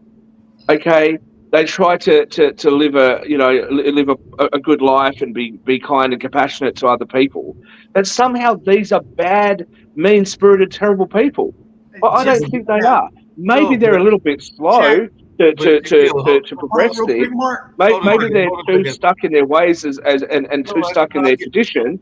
But to start trying to make these people out to be horrible people, and so people like myself who've got friends on both sides of politics, just when we hear this sort of stuff, it's just like, oh, look, here we go again. Stop sprouting this just absolute nonsense all the time. Shaq, from the RNC, hold on real quick, Mark. From the RNC convention, there were a couple of speakers said that Democrats want to kill children because they are for abortion. You said nothing. You, as a matter of fact, have defended saying that these people are just good people, and they're just. If we're talking about again, Jacoby, why are you twisting? Why are you twisting the things that I've said? Why are you twisting? See, Mark. He does this all the time. He'll twist what I've said, then he wants to go on for a whole long period of time. Then he'll switch to somebody else.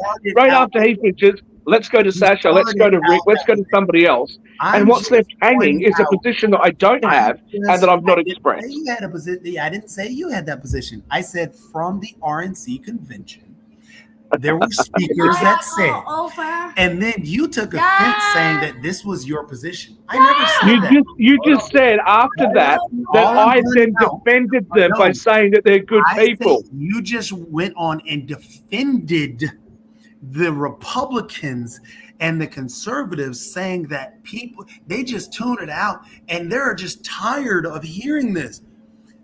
But yet you're okay with those same Republicans and conservatives, because I've yet to hear you call them out for calling Democrats wanting to kill babies, wanting to kill children, and all this other stuff. You said nothing against that. Really? Nothing. Really? You said nothing. That's funny. That's funny because I have continually talked about how bad Republican policy is on this. I've talked about how ridiculous it is and why it should cost them when they're trying to get rid of things like artificial insemination. I've criticised Republicans about this issue on multiple shows many times. I'm sorry, I Right? believe. But this is what I'm saying to Trevor. You won't listen. You won't hear anything. Your side's perfect, and everybody else is in the wrong. Will be run by convicted felon. I really feel sorry for my American friends that they are thinking to elect convicted felon, con man, and a fraudster, which was proven beyond any reasonable doubts. I feel sorry. That's all what I have to say. But Thank you very much. Because I am carrying into it. But Sasha, just really quickly along those same lines, that's not the first time we've elected somebody that had some very bad history and all along those lines, even to the bumper sticker mentality, because I do think that we're in a bumper sticker mentality, and I agree with you on that, Jacoby and Shaquille and everything, because even one of the biggest bumper stickers, and that existed, I think it first came out, I don't know when it first came out, it's been in my lifetime and everything, is WWJD, which is What Would Jesus Do? And that's been a bumper sticker that's been out there for a number of years. So we've been in this bumper sticker mentality for a long time and everything. And I also think that, and I don't know y'all's thoughts around this, but to your point, Shaquille, about the popularity of Trump, part of the popularity of Trump is that he is a celebrity. He has always been a celebrity. And I think that it is the celebrity mentality that draws some people into him. Some people are about his populism and about his views, but there are some people that are drawn into him because of his celebrity status as well. And I know people that are fans of his because of the whatever the reasons are, if you guys are not going to acknowledge anything that the other side says, and Joey's going to sit there like, as if progressives are perfect. We do, and anybody who says anything in support or anything which is complimentary or positive about the other side is somehow a diehard Republican, including me, who's not American, who can't vote in your elections. But apparently what I'm expected to do on pod, let me finish. What I'm expected to do on pod, hang on, let me finish. No, let me finish. What I'm expected to do on pod is when I do election night coverage in Australia, and New Zealand, so we did that show, for the 5 hours it's on there trying to be fair to both sides, trying to say what the poll numbers were showing between the Labor Party and the Nationals in New Zealand, between the Labor Party and Liberals in Australia. The Voice referendum did the same thing. When I talk about the UK, I only ever say which side I'm on in the UK and Australia because it's reasonably well known. Okay, so I talk about being a Tory voter in the UK, and I talked about all the reasons why I didn't think they would win. I talked about all the reasons why I didn't think that they should win, why they'd mismanaged the government, and we talked about the positives and negatives of both sides in the UK. Do the same thing when I talk about Canada, but in America, I'm not allowed to do that. In America, when we talk about American politics on Pod TV, I can only show support for the Democrats. Dare I ever say anything positive about Republicans? How dare I? I'm such a naughty boy. Don't do that. Talk about being a little sensitive over there, guys. But Shaquille, hold on a second. I don't know if you've been listening for the last hour and 45 minutes, or because we definitely have gone over and everything. But I think, and I have been trying to keep count and everything. But just in this show today, I know that I have come up with at least 5 things that were very much things that Trump has done right, or things that were positive in the Trump argument, and all along those lines and everything. So you can't say that. And I think I even heard Jacoby at least once or twice mention some things that he said that Trump had done correctly as well. But I could be wrong. Okay. Wow. I mean, the gaslight. I mean, let's. I'll tell you what. Get Nick to do one of his polls, right, and say, hey, Nick, does the audience think that Jacoby's given Republicans and Donald Trump a fair shake? Let's see what the audience thinks. I would love to see this result. The problem is, Shaq, we acknowledge the other side and the other thoughts and everything else. You seem to not want to acknowledge when we do that. And when we say particular things or say things in a particular way, you get triggered on. So, for example, when we're talking about messaging, it is a fact that the weird messaging is actually starting to crack through the ethos. It is a thing that is happening. You can see it naturally, how it's starting to sink in. Matter of fact, it's starting to hit Trump. That's why he's responding. He had jumped up and he was even mad that they were using, oh my goodness. There's another lot of facts. Yep. Keep coming at me. These are things that are happening, but you don't want to acknowledge them. You're not wanting to acknowledge that there is a positive energy coming from a group that was downtrodden just 17 days ago.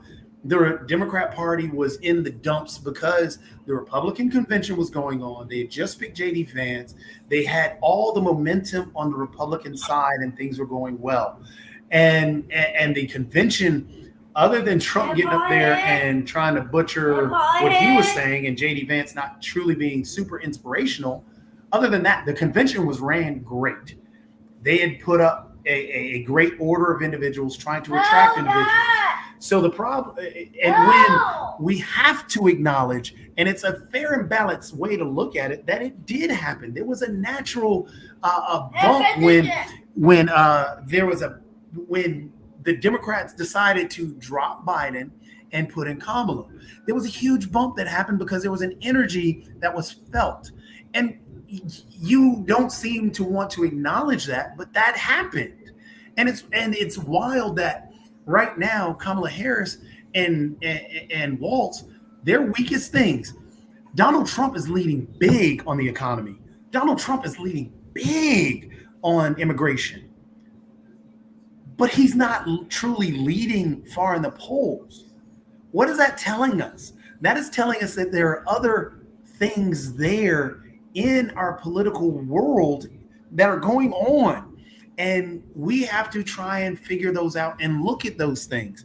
Not only is the abortion thing that Sasha brought up a factor, it might be even a bigger factor than we truly realize, but also that positive and that energy that is there, that is a factor. That's not being unfair to the Republican Party. That's not being unfair to Donald Trump. That's just pointing out that there is a problem in the Trump campaign when you're leading so big in the trust for the economy, so big in the immigration debate, but you're statistically tied in the actual in the race right now. And she's actually leading in many of the actual battleground states that you pointed out correctly. Those are the big states.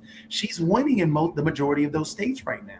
So again, we have to look at the other factors and not keep trying to go down these personal roads and all this other stuff and saying that you guys don't want to acknowledge. No, we're acknowledging that. Hence the reason I pointed that out numerous times.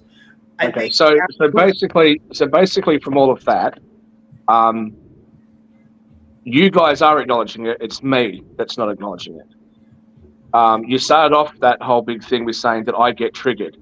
And I suppose you're shocked when you say and do things that I have asked you for 2 years backstage and on air not to say and do to me.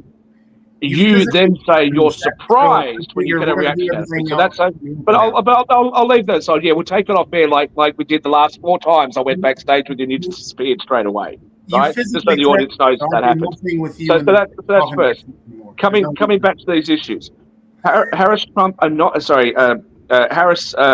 Walz are not leading in the majority of the swing states. They are swing states, and it's razor thin close at the moment in most of them. Okay, so that's where we're at. You say that I don't acknowledge the facts.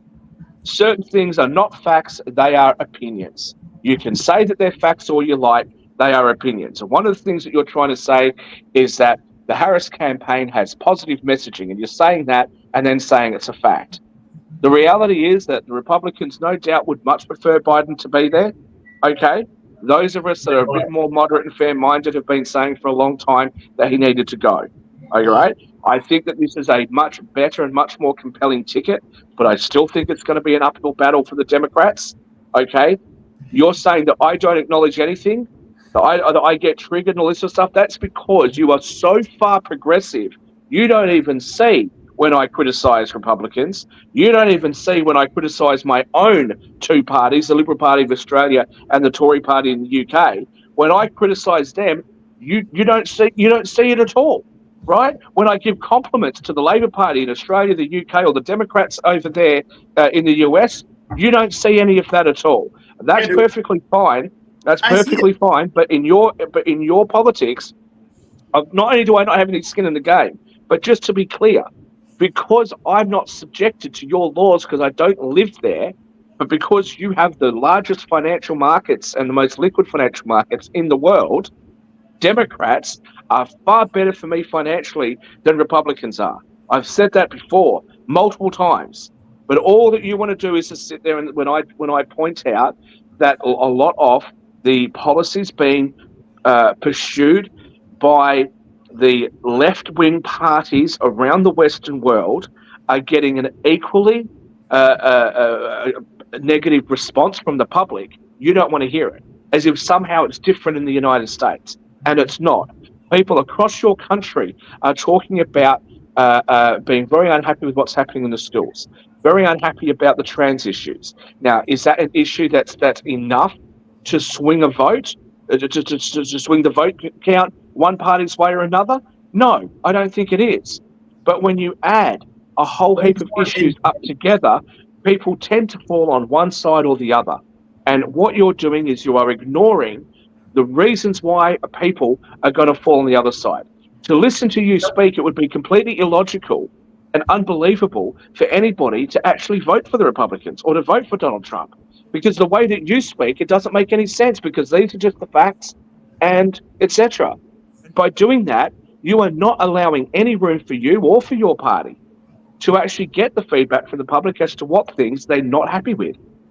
I disagree, but Mark has his hand Of course up. you do. No, Of course you do. Hold on a second. If I said I really like Hold on a second. vanilla ice cream, he'd disagree. No, Shaquille, No. hold on a second. Because I want to ask you a question based on what you just said and everything. Because I think that this gives us some room for growth and everything.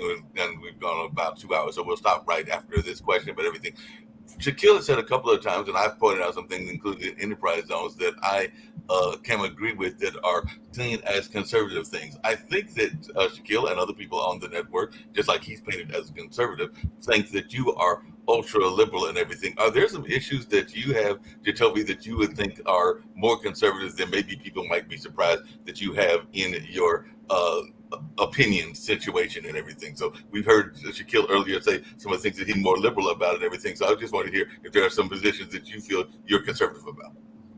Yeah, I mean, everybody. So, yes, there are probably positions that I'd be seeing conservative on. I am not this super way out this and way out. No. Everybody has a mixed bag of views. Every single person does. My mixed bag, from, rights for everybody, so on and so forth. I'm for the LGBTQIA community to be considered equals to everybody else, being able to marry and so on and so forth. I don't consider that to be a far out idea, but some do. In terms of the conservative side of things, I mean, for me, I think my ideas around business might be a little bit leaning more conservative than more left leaning. But again, we're all a mixed bag. And so he didn't answer the question at all, Mark. Let me come in and explain why. Right? So, Shaq, you're going to speak for me now. You didn't answer the question, so we're moving on. For me now. So, Shaq, you know what I believe. As you told me, you didn't answer the question. So let me explain why we have the view that we have. Shaq, can I finish answering the question? You didn't answer. You weren't even coming close to answering the question. Shaq, can I answer the question? Can I? Mark asked me a question. He didn't ask you before.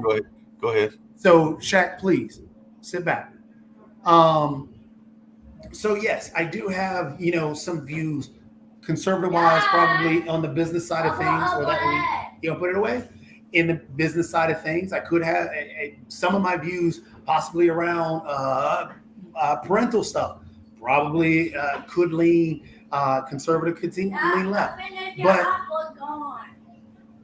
this is why views around conservative, liberal, and so on and so forth are all subjective. We all have our own views, and we're a mixed bag. Yes, my views tend to line up more with what's going on with Kamala Harris and so on and so forth. I do have some views that go into the Green Party and some of the Libertarian Party. But my main views and where my policies and positions would line up would be most likely on the left side. But to position each other in so many subjective boxes, to argue so pigeonhole, narrow-minded around, oh, well, he did not say. He could not say. Oh, well, he didn't. I mean, for example, if I say that I am for individuals owning guns, I am more for people more restrictive regulations around the Second Amendment and those individuals owning guns. So if I don't pigeonhole it to a particular area, I might be seen as conservative, just saying that, okay, I'm okay with people owning guns. So it's a subjective argument to pigeonhole it that way. And we get into these battles and these nitpicking of. So more so than, hey, these views are conservative, because I'm sure that there's nothing I could say that would convince Shaq that I had conservative views, because he's already dead set on who I am. There are others in Shaq's ethos that he's brought on the show that would be the same, that would have the same view. There are some people like Dan that have that same view that, oh my goodness, it's not conservative enough, so therefore you're not conservative. So those subjective arguments really aren't where I think the focus is. I think, what are we talking about in terms of our positions and where we would like to see that view for other individuals. For example, I agree with Waltz that, hey, I'm just going to go off camera for a minute, Mark, while he continues talking, because you're obviously not going to let me say anything before the end of the show. I'm still here, though. I'm just off camera. I agree with Waltz in terms of, the free lunches for all kids, because that's a hindrance for individuals, or that's one of the biggest educational hindrances is food insecurity. I agree that there should be opportunity zones, but there needs to be done in a different way. That is a Republican thing. The ACA, for example, came from Mitt Romney and the healthcare system in Utah. I agree with, but that's no longer seen as a conservative viewpoint. That's more because it just becomes a political football to try and justify yourself in this nugget. So rather than talking about, well, can you show you're conservative? How am I supposed to do that? Because there's nothing I can say to, can you prove? Because somebody already has that mindset that who I am is this. Well, who I am, I can tell you who I am. Put me in whatever box you want to, but that's just who I am. I'm not changing my morals and who I am just to prove to somebody that I am conservative or I do have this. That gets into a flip-flopping mentality that I'm not a part of. All right. On that note, we're going to get on out of here, unless you could have something you wanted to add. But I think that's why Kim popped in, because I had actually been on I had cut off the caster, but we are still going to Pod TV YouTube. So did you have something quickly you want to add before we go backstage? No, I'll just say this very quickly. The reason why people think that Jacoby is progressive is because on almost every issue that I can think of, he either will look it up to find out what the progressive viewpoint is, or he'll repeat progressive talking points. When the conflict first happened, in Israel, the October 7 attacks, he at first said nothing. Then when progressives said how many Palestinians need to die, he then repeated that word for word a few days later. And when I called him on it, he wouldn't let me speak. Right? When he's talking about JD Vance right now, he's calling him weird. Why?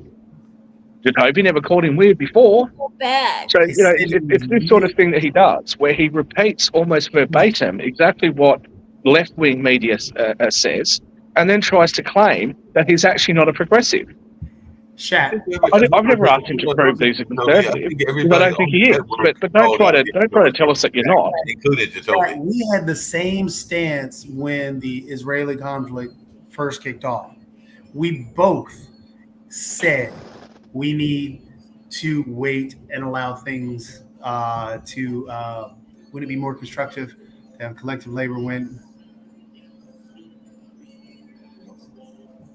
I'm gonna read that on the side. It's hard to read on screen. Would it be more constructive and most? Well, I'll answer that question. Oh yeah. Okay. I'll answer that question. But Yeah, again, it would be, and that's why we have taxes, and that's the reason why our society is set up with a mixed system of socialized services and a capitalist economy, because it's the best way that we've found so far for being able to achieve those goals. Nobody, in my opinion, should go hungry. Nobody in wealthy Western countries should go homeless. Nobody should be denied healthcare. These are all important issues that need to be talked about, that need to be funded properly.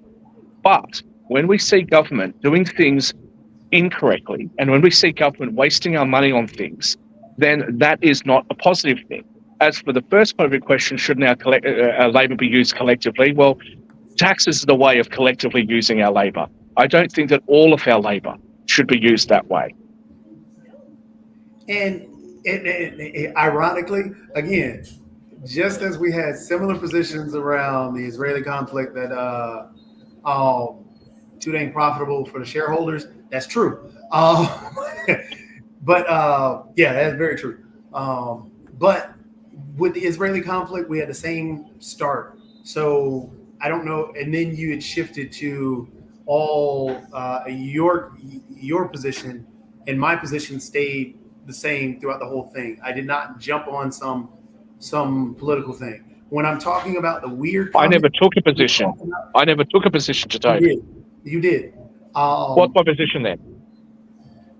Shat, you took a position that Israel should have the right, should do whatever it needs to do, and we went down this whole battle. How we talked at the beginning of the human rights should be at the forefront, and not only should the hostages be at the forefront, but also the innocent Palestinian people should be at the forefront. Israel should have the right to defend itself. But then you went and dropped the first two, and it was all about whatever is. Nobody should say anything because they don't understand, and Israel this and Israel that. And you dropped. Then we got to arguments over, okay, how did you change your position so quick? And so, yeah, you can watch the show. That's just not what happened. You're trying to rewrite history. And don't worry, I've got the shows. You're trying to rewrite history. I'll highlight them for you and send you basically every single thing that you said about that and how it changed. But for someone who's so busy, running a business and everything, you've got a lot of company and talking about the weird situation, again, cracking through the ethos is what Waltz did. And we talked about this at the beginning of the show. It is true. And honestly, if we're trying to go on this more positive note, it's a much better thing to call somebody weird than say, as you pointed out, calling people Nazis and so on. If it's true, then that is what, and that is where the whole that's where weird has come through. And so, yes, I use the term weird, pointing out how they utilize the term early in the show. I didn't say you've used the term because it's a term that's being used by left-wing media. Now, if it's true that Waltz has really had this positive impact on what you've said, and Shaq, just as you pointed, you keep going. I'll just sit back and just wait another 5 minutes. Just as you keep rambling on, trying to label me this way, why are we in this whole personal discussion? Why can't we get back to the issues? Mark asked a question. Mark asked a question. You've put something. Yes. You've described me in a certain way, and I can ask you the same question. Can you share us when you keep talking about these Donald Trump views and these conservative viewpoints and so on and so forth? Why do you think people believe that you're conservative? And can you share with? It's the same question, which is trying to get you to prove that you're not who you are, to satisfy and appease somebody. But I'm not a conservative. So Okay, so let me get a couple of words in. There Let me were get a a couple of words in. there were a couple of in here. Okay. There were a couple of questions that were brought up that were great, and honestly, we agree partially on what that first answer that you talked about. And so we can stay there since we're in an agreement and not even having a personal discussion. There's no reason to get into the personal banter. No reason to do that. Let's stay on the actual positive side of things and talk about topics that people want to hear, and not about how bad Shaq is or how bad Jacoby is. No need to do that. No need at all. Nobody wants to hear that. People want to hear about the political corruption is too dang profitable for the shareholders. It's true. Let's discuss that. That is a good thing to talk about because political corruption is a big thing. They should, in Congress of the U.S., place it in where, yes, you cannot do that whole insider trading or the whole stock trading and be able to do it better than what they're doing now, because there is actually legal. There are laws on the books that are supposed to block that, but they aren't strong enough. Hence the reason you have people like Bob Menendez who got a ton of money for doing the whole not only insider trading but also dealing with Egypt and getting money that way. So it'd be nice to talk about that stuff where we can agree and actually have a legitimate discussion rather than getting back and forth into the banter of who's this, who's that. Who cares about that? Very, very, very clever technique that Jacoby has there, Mark, where he said something about my position on Israel, knew that I wanted to respond, so then went on another 4.5 minutes, bringing up a whole heap of other issues that I couldn't respond to. I just responded. So what I was saying is, on the Israel issue, I didn't take a side in our earlier conversations. What I said was, I don't understand why people in Western countries who are not Muslim or Jewish are going around and taking such a strong position on this when they don't fully understand the conflict. Now, when I said that, I'm talking about just after October 7th. I'm talking about the amount of protests that we had going on. I'm talking about things that regardless of what side you are on, I think are unacceptable. We shouldn't have a situation in Western countries where school kids are being told not to wear their school uniforms and not to go to school at all because the police aren't going to protect them against anti-Semitic attacks. I'm talking about kids at universities that shouldn't be feeling threatened on those universities, regardless of what their religion is.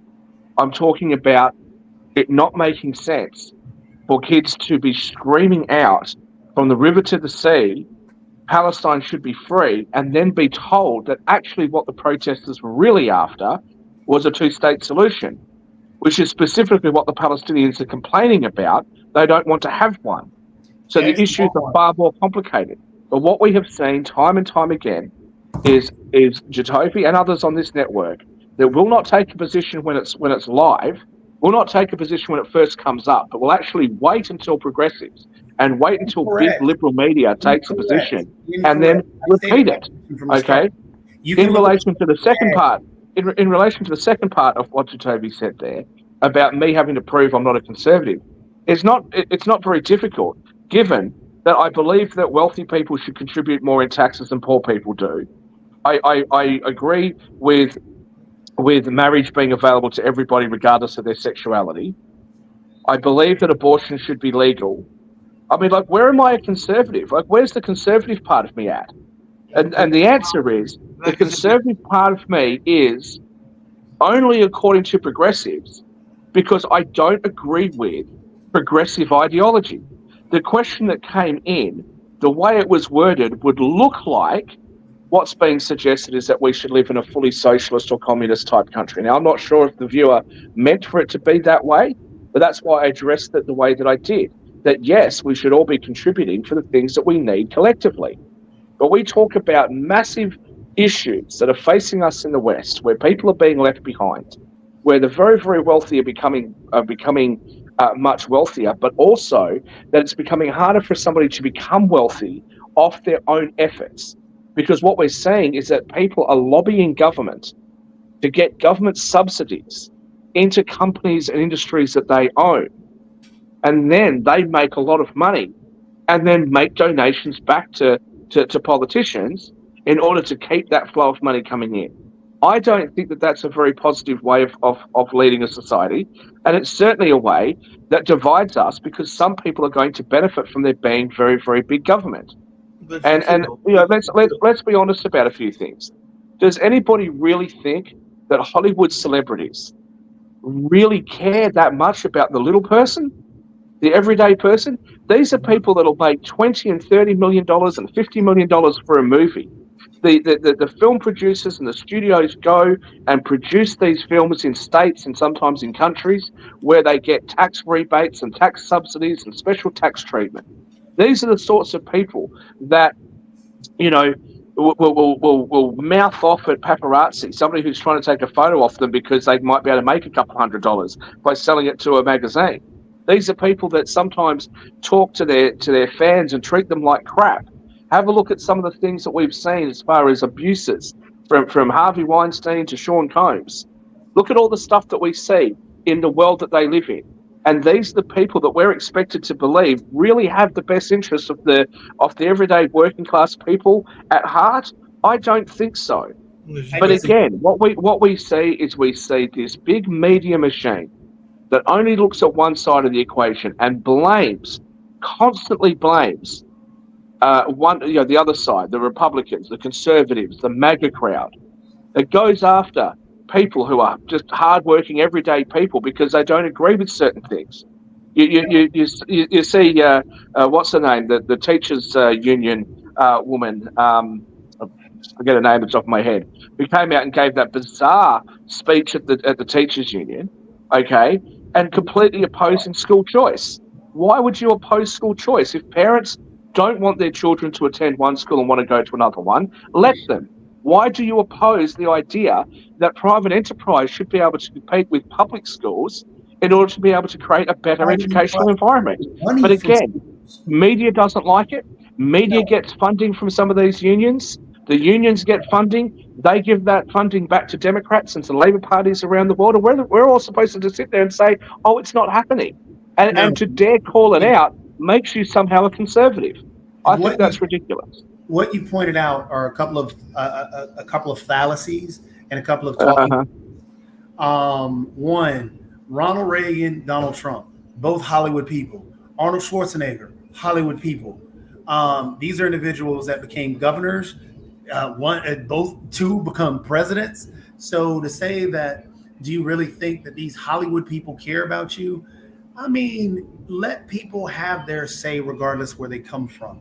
I didn't say they couldn't have their say, Jacoby. When did I say that?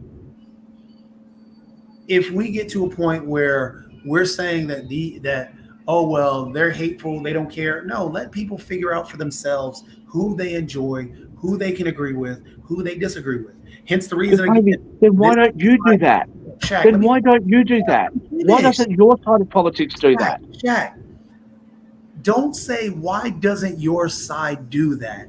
When you're attacking Hollywood, saying that Hollywood doesn't care about people, when the Hollywood individuals tend to get the notion that, oh, they really only care about Democrats.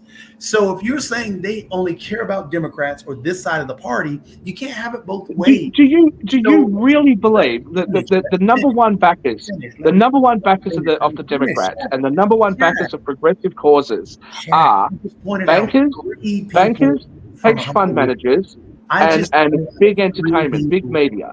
Now, do you really believe, does anybody really believe that the highest earning people in your country are out there advocating for higher tax rates? Is that really what you believe? That the Hollywood actors are like, damn, I've got too much money. I wish I had less money. I hope the government taxes me more. Does anybody really believe that? Does anybody really believe that the big hedge fund managers and the CEOs of big banks are hoping that the government's going to take more of their money? First off, you're making a sweeping statement. There's very few people. It's like athletes. There are very few people in Hollywood that are making that money that you're talking about. That is that significant amount of money. I got a number of friends that work in Hollywood, including Petrie Bird, who I just saw the bailiff for Judge. No. Don't change the goalpost. No, Mark. Don't change the goalpost. It is Shaq, absolutely correct. It is let absolutely people correct make a that many point. of the Shaq, auxiliary I staff, gotta like interrupt camera right now people because you're not letting and people that anybody are get the involved point. at lower You're just levels, stopping are at in fact first words. Republicans. You're That is not letting absolutely anybody correct. finish their point, But Shaq. when we're Let me talking finish. about Let the me finish. top Shaq, level of can I get back to celebrities my and the point? top income earners, Shaq, they Shaq, all tend Shaq, to track Shaq, towards Shaq, progressive talking points. Shaq, Now, hold why on. do they do that, Oh, do you think? Shaq, this is why we get into these arguments because you're not letting anybody else get to their point, and you're not even acknowledging the point that people are making.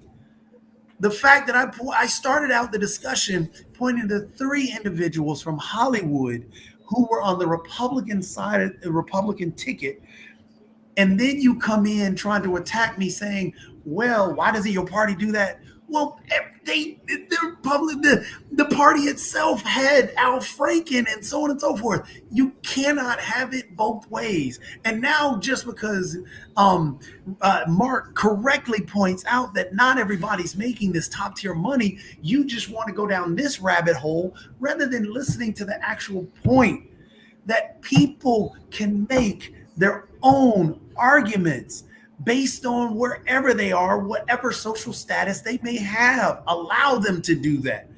I'm acknowledging the fact that Trump has done that. Mark Cuban has done that. Other individuals, hedge fund managers, and all. There are other individuals on that Shark Tank that are diehard Trump supporters. Elon Musk can make his own argument for Trump all he wants to. People have that right to do that. Elon Musk is on record saying that he voted for Biden in 2020. Good Lord, Elon Musk. Good God. This is why you don't listen. Elon Musk legitimately said that he's donating 40 some odd million dollars to Trump.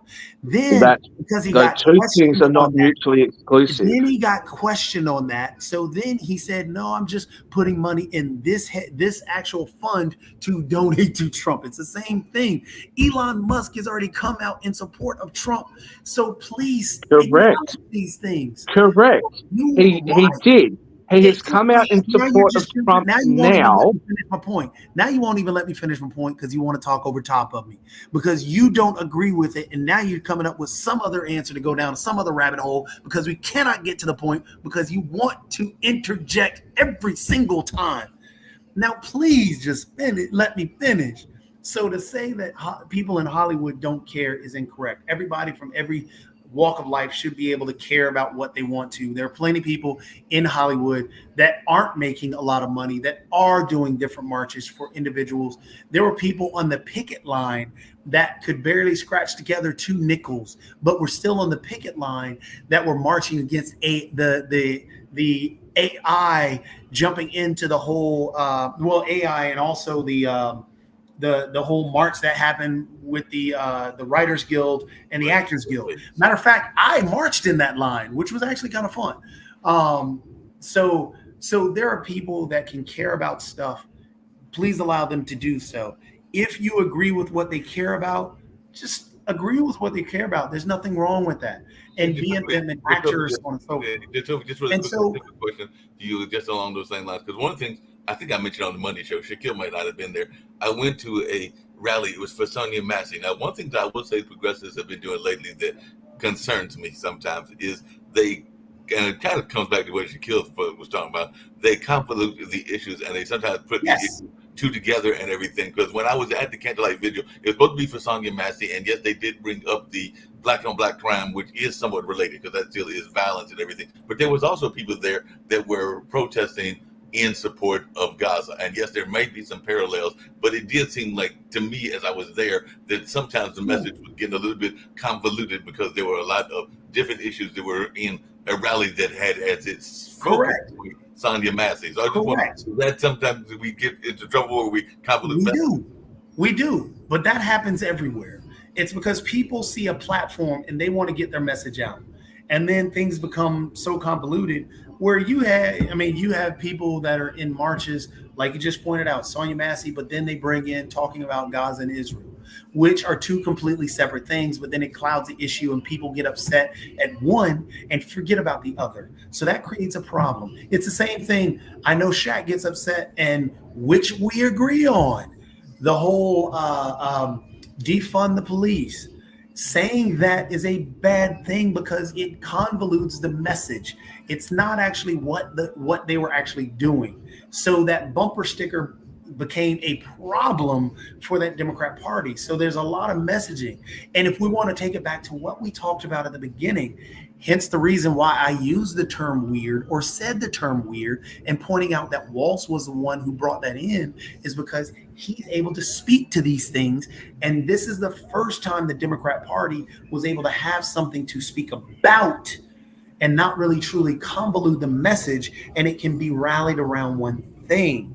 And that is why, again, the Republican Party is great at this. A lot of times when they do their marches or their rallies, it's around one issue and that's it. They do have some issues where it comes in, but it's very on the outskirts. But it's still just one issue that they push forward and complain about. The flip side of that, because the other thing is that I agree that sometimes the message can be convoluted, like I gave the Sonia Massey example, but then the Moral Monday message was intentionally convoluted because that was a lot of different issues. So the LGBT was there, the labor issue was there, and a number of other people were there, but that was a coalition that was there, and you knew that you were going to get different messages versus Sonia Massey, where you didn't know necessarily. And that goes into the nuance and understanding where you're going. And a lot of times this is where, again, I go back to the Republican Party has a message. When you go to one thing, you know you're going to talk about that one thing. You know you're getting that when you go to CPAC, you know what you're getting at CPAC. They have a lot of other issues that come up, but you know what you're going for CPAC. You know what that centralized message is. When you go to the RNC convention, they did a great job. They had one message, and you know what that message was. But the thing was, they had a bunch of other issues, but they were kind of on the outskirts. It was still one unified message. The Democrat Party and a lot of the progressive movements, like Moral Mondays, they have a lot of convoluted messages that come in, and people that come in just for that one message get lost in the shuffle. And that becomes a problem. That's what a problem for the Democrat Party and the progressive movements has always been, is that they have so many things that they want to say at one time, and it gets convoluted and so mixed up. So I completely agree with that. But this is why of course, getting back to our original topic, this is why I think Walz is a great messenger, because he has those simplified messages. He doesn't put out, oh, well, we've got all these things and we're going to talk in this highbrow way. No, we're going to talk straightforward to you. Abortion issue, mind your dang business. That's simple. That's straightforward. That is a message, rather than talking about, all the different in vitro fertilization and all these other things that people really get into the minutia and the confused part of it. It's not your business. Stay out of my business. What they're talking about, honestly, the Kendrick Lamar, they started even playing that on a regular basis at these Kamala rallies. What is the message in that? They're not like us. That's starting to come out from there. And that's a simple, straightforward thing that took the world by storm. And they've gravitated to that, which is making that whole weird statement even easier for them to sell, because it's not me. They can say they're not like us, and people gravitate, and it's right there. So this is the first time, and this is why that Democrat Party is so excited, because it's easy to unify around one simplified message. It's tough to do it the way Hillary Clinton did, because Hillary had so many things behind her. Biden tried to say, that just reminded me of something I got to bring up in the news and everything. I'll bring that up tomorrow, maybe on World Edition or World Politics. But it's one of those songs that Trump uses that the singer has gotten upset about because they did not give him the rights to use that song. And I forgot who it is. I think it's one of the Rockers. I got to look it up. But it was somebody that he's been using them as their theme song, and they have come back and said that they are. I think they're suing him for of that property. That's why do you feel as though you've had adequate time now to respond to what I said like 10 minutes ago, or do you want more time, or? Yeah, you got time. Do you feel as though you've had an adequate amount of time now to respond, or did you need more to Toby? I mean, you can jump into the discussion. I thought it was a good discussion. If you want to go sorry, you told me that you wanted to finish your point. We were talking about Hollywood. And Jump then when I in tried to jump in, you told me to be quiet, so I did. I'm just jump in making on sure. this Do discussion. you feel as though no? I know that you wanted to change the topic. That's why you didn't want me to interrupt. But I'm going to go straight back to where we were. Changing, So- it's not changing the topic. It's about We were messaging. talking about. Okay, so you haven't finished. Keep going, please. What were you going to say about Hollywood? Yeah, go for it. Here, Shaq, let me help you. I got other stuff to do. I know you're still in this irate mood and want to go down some path. I'm not irate. I'm not irate, dude. I'm not irate. Everybody. Listen, I'm not irate because I've got my positions on in the market. But They're all sitting along. They're all sitting along. So I'm sitting around in the middle of the morning. It's like 3 o'clock in the morning or something, right? See the little attack at me before he leaves. I'm not irate. I've got nothing better to do right in the minute. I'm watching the markets. Not much is happening with my position, so I'm just sitting here chilling. So I don't care. I can sit back all day. I got time to kill Back to Hollywood and back to the point that I was making. Okay, I don't think that it is logical that the highest paid people, I'll be more specific, the highest paid people in Hollywood, the highest paid investment bankers and hedge fund managers are out there advocating for progressive rates of tax and to pay more tax and things like that. That doesn't make any sense. Why does anybody believe that? Now, you can back at me and said, well, I know people who work in Hollywood and they're not all big money earners. I'm not talking about them. I'm specifically talking about the absolute elite, the very, very wealthy of the wealthy. Why would they be supporting causes that are going to require them to pay more money in taxes? And more importantly, why does everybody else believe that they would actually do that? Nobody would actually advocate for them personally to have less. Nobody would. So the answer to the question is because they know that they get preferential treatment. For example, hedge fund managers in your country. Doesn't apply to me because I'm not a hedge fund manager or a former hedge fund manager in your country, okay? So the rules are different for me. But hedge fund managers in your country get a carried interest loophole, which effectively caps their tax at 15%. Okay, now if I was American, hey, I'd certainly vote for Democrats, and I would certainly vote for them to increase taxes on everybody except for me. I mean, it just the level of corruption, the level of manipulation that goes on in politics is the cause of the problem. And I think that a lot of this stuff is just distraction with, we're going to deal with abortion and this and that. These are issues, but they're issues that I don't think the politicians care about at all. I think they only care about it because they think it's going to win them votes. Well, I mean, that's what politicians do, whether they left or right. They're trying to figure out how they can appeal to win the most votes. That's just politics 101. But one of the things that Dr. Anthony talks about regularly, and we've been running reruns because she's been doing a lot of back and forth in her teaching career between her D.C. where she teaches and Louisiana where she's from and everything, is that she kind of points out what you point out, and you may not agree with her, and it comes back to the race issue, but she sometimes attacks, whether it's rightfully so or wrongfully so, the white women of society, because she sometimes feels, and she's a African-American women, that they literally vote against their interests when they vote against certain policies and everything. And she can probably explain it better than I'm trying to explain it now. But some people I find that this is the sort of thing that I find so pernicious, is the idea that people, because of an innate feature, their gender, their race, their religion, have to vote a certain way, because if they don't vote a certain way, they're voting against their interests.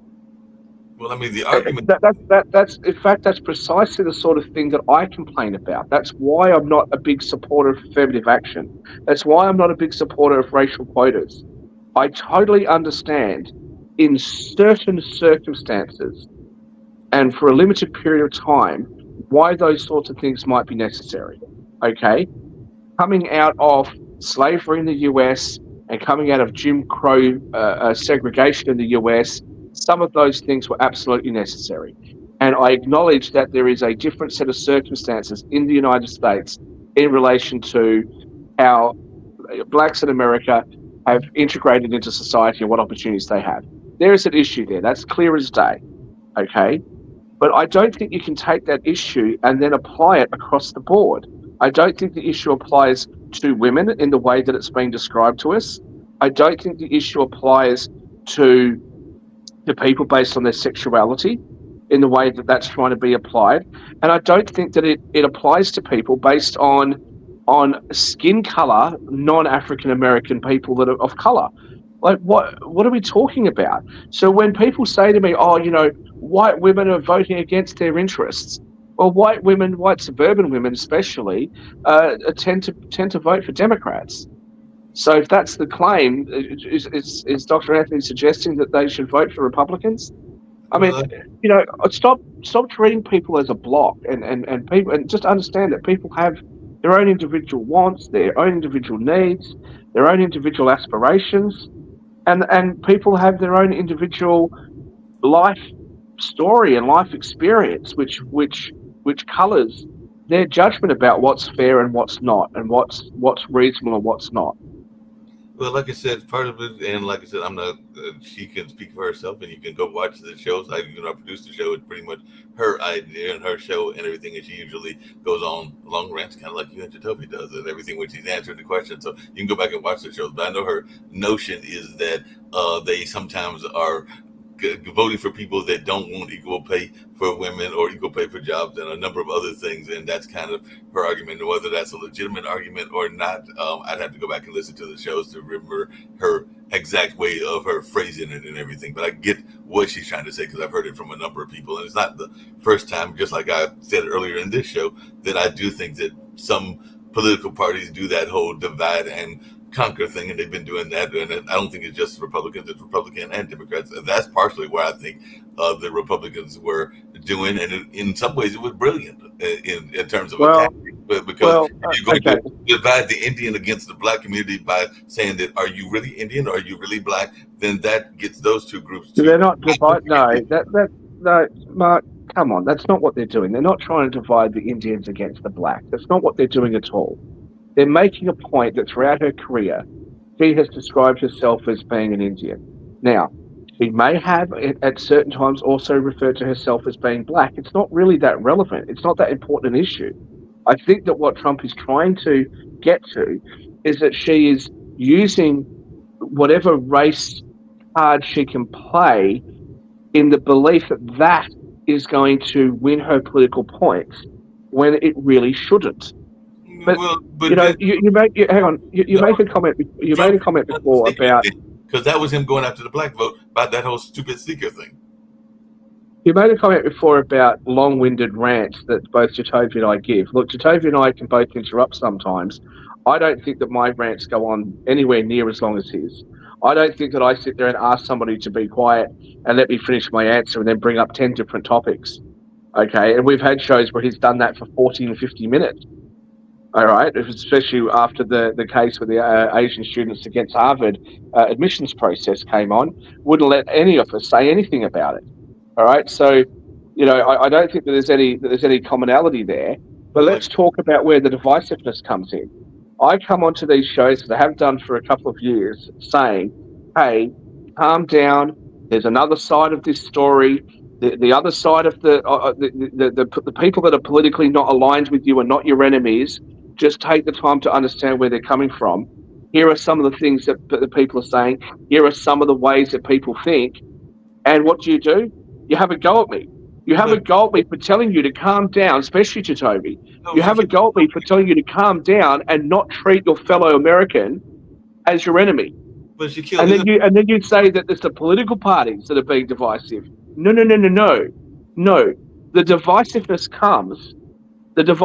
comes not just from the political parties, but it comes from some of the supporters. And I can tell you, having traveled all over the world, being somebody who you might be surprised to find out that I'm not white, okay, having traveled all over the world, one of the major reasons why I could never support progressives, even if I agreed with 90% of what they stood for, is because I am sick and tired of being attacked by them. But Shaquille, I have never felt more racially vilified. I have never felt more invisible, and I have never been more attacked than how I feel when I'm around the people that claim to profess love. The people that claim to be progressives and just trying to further society, they do no such thing. When you point out to them that something that they are advocating for hurts you or hurts your community or hurts, a smaller country that your family may have lived in, they laugh at you, they ridicule you, they couldn't care less. Okay?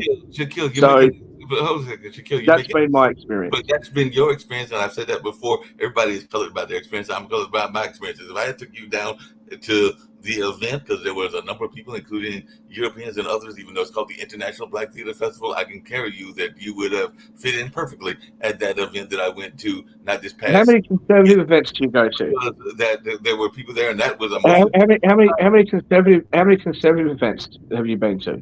I've been to quite a few conservative events. I've been to a number of things. Are you treated well? I go to hear speakers.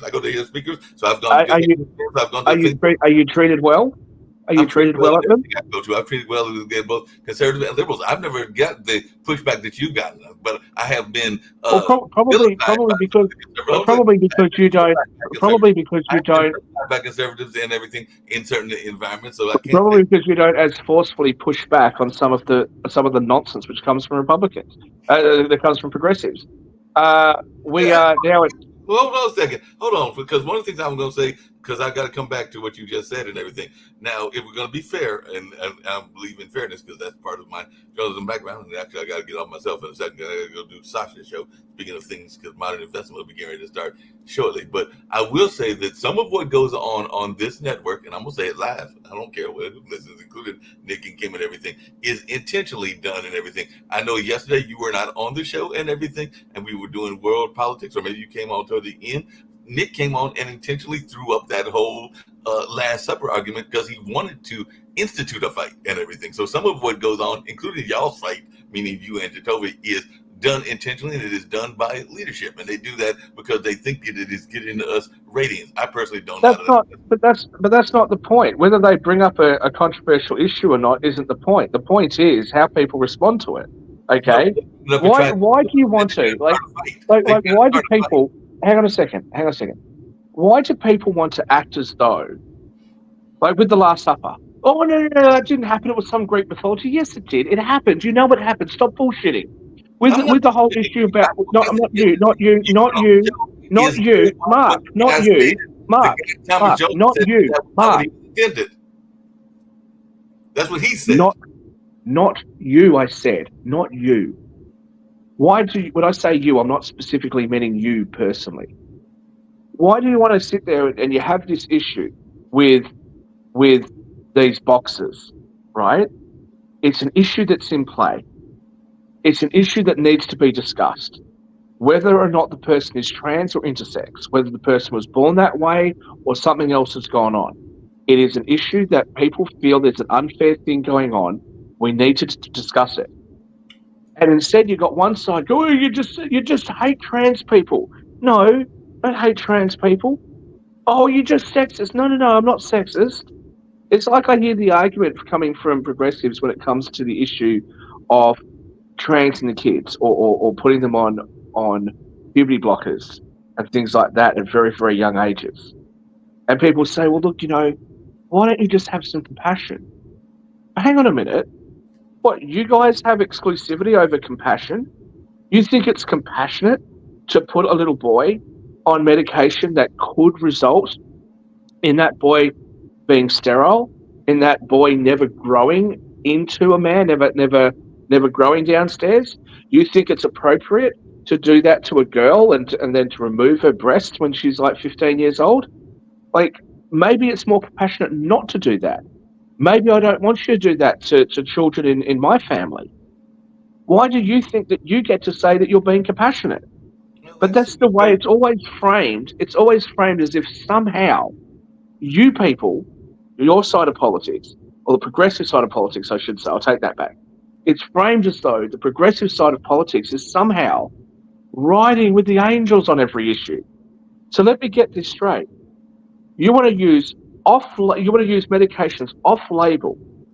You want to be able to change gender on birth certificates. You want parents to be able to, for children to be able to get onto these things and to identify a different way, and parents not to know about it, not to even be informed about it. If they get misgendered at home, parental rights can be terminated, as what we're talking about up in Canada. You want to talk about not knowing what a woman is, that anybody who can identify as a woman is a woman, that some women have penises. So, Dylan Mulvaney normalized the bulge. You want to sit there and with your multicolored, like My Little Pony hairdos, right? Go out there, talk about how intersectionality and queers for Palestine and like all this stuff that you want to go around doing. Let's have more abortions and sell the body parts to medical research facilities and all this sort of stuff that just goes on and on and on. Well, You don't want parents to have choice. You don't want parents to have full choice. Then you want to say to me that women should have rights over their body, but they shouldn't have rights over their body when it comes to not taking a vaccine, which was experimental, right? You want to have lockdowns and ignore the fact that people are got a higher domestic violence rate, higher suicide rate, higher rates of abuse within family groups. And JD Vance is weird. Nothing weird about the progressive. No. JD Vance is weird because he made a comment that maybe people who are in leadership roles should actually have a stake in the future of the country, and that the Democrats have handed over power to people that can't have, or that don't want to have, and have chosen not to have any children. So why do they care what happens in the country 50 years from now? It's probably a very bad argument, but I think people can understand where he's coming from. Okay? But he's weird. He's weird. The Republicans are weird. But Democrats, nothing weird, nothing to see here. Everything's perfectly normal. Our boys are wearing dresses. Our girls are wearing boys' clothes and cutting their hair off. Absolutely nothing bizarre about it. A male or female, I'll have to take it back. It's not boys and girls. It's a big gender non-binary with an unlimited amount of genders all in between. And the school teacher isn't Mr. or Mrs. The school teacher's MX, mix, with a room full of they thems, and you've got your they bees. And now you've got this trans activist saying, after you've been on female hormones for long enough, you've got a similar level of hormones as women, and they've had 50 uterus transplants that have been put into women so that they can have babies, and the uterus is taken out. So what they should now start doing is experimenting by putting uteruses into biological males that are now trans women, and put uteruses into them so that they can try and carry babies.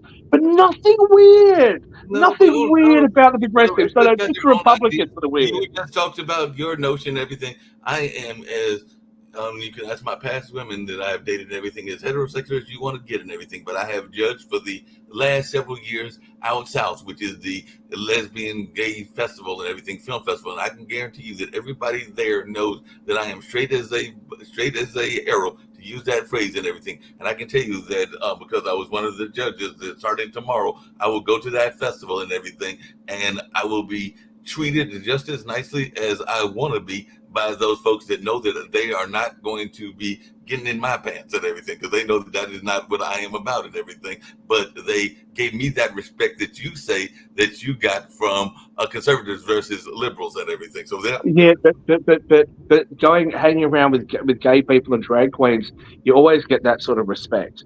I'm not talking about them. See, they may as well be conservatives now. Being gay or being a lesbian, you don't fit into progressivism anymore because everybody accepts you, right? The progressives are just going to keep pushing it further and further and further and further, right? And make fun of religion and make fun of the church, take away the children. I won't repeat everything I just said before, but as I, yeah, but the fact remains for progressive people, for self-described woke progressives to actually have the temerity to suggest that conservatives or Republicans and moderates, that they're the weird ones. Well, like I said, I consider myself moderate and everything, but to use your quote, because you used to love saying it to me, everything about that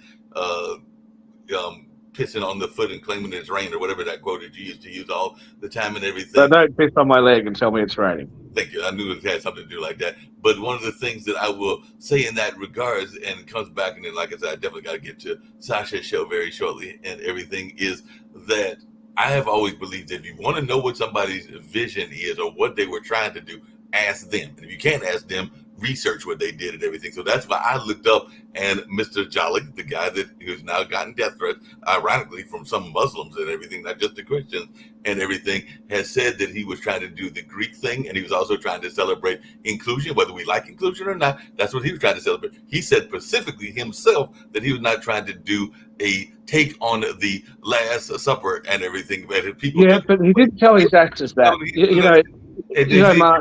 Mark, you can try and... Hold on a second. But on the opposite side of that, I remember when Mom was living in Winston-Salem and Sawtooth got in trouble, which is an art gallery in Winston-Salem, for the Andrew Serrano art painting and everything. There is no doubt that Piss Christ was about trying to put it to Christianity. There is no doubt about that. That was that art piece that got in before you were born, probably. It was like 89 or something like that and everything. So maybe you were a baby and everything. But it was definitely... So let's come to Parrish for a second. So if it was supposed to be a Greek thing, he certainly didn't tell his actors that, did he? In fact, he told his actors it was about Christianity. All right? Now, after he gets some backlash, then all of a sudden he tries to do this backflip. All right? Secondly, I don't have an issue at all with you wanting to make fun of Christians, if that's what you want to do, but you need to do it in the right place. This was not the right place to do it. Not in an international sporting event where it's supposed to be non-political. Okay, well, it's supposed to be us all coming together. It's not supposed to be us dividing each other. And inclusivity, I'll notice, inclusivity only ever goes one way. Inclusivity only ever goes towards progressives. It's never about including people who just want to go to church once a week and get married to their high school sweetheart and, get a good job, go to university, buy a house, and have some children of their own. No, they never get included. They're never depicted in any kind of positive way in movies and books and media today, right? So don't start with the inclusivity stuff. Events, including the event that I just mentioned, and why exactly Christian crowd, and they specifically added the Christian crowd into the event and everything. So I can't say that inclusion does not include certain groups and everything. You know what, Mark? You trying to find an exception for the rule doesn't make it the rule. Okay, so you say, oh well, look. Everything you said might be true, but I know this person, and this person did it. Yeah, that doesn't do anything. Okay, you might know somebody. I know lots of people as well. That doesn't change the fact that big media there is a obvious hostility towards traditional values around the West. And maybe when we have a look at our low birth rates, when we have a look at our high rates of self-harm amongst our youth, when we have a look at the fact that our school system is producing students with worse grades and worse understanding of most of the major science subjects, maths, English, etc., maybe when we have a look at where some of our failures are, maybe coming back to some more traditional values isn't that bad an idea.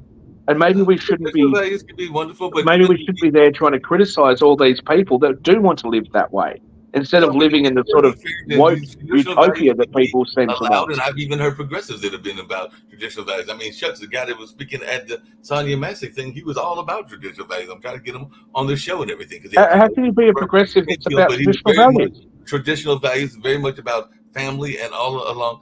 How can you be a progressive and be about traditional values? You can be. I know many of progressives that are about traditional values. Well, what are you advocating? What are you advocating for? You don't want your children. You want to be able to run your own family, or you want government to? You can't have it both. You can't have both things at the same time.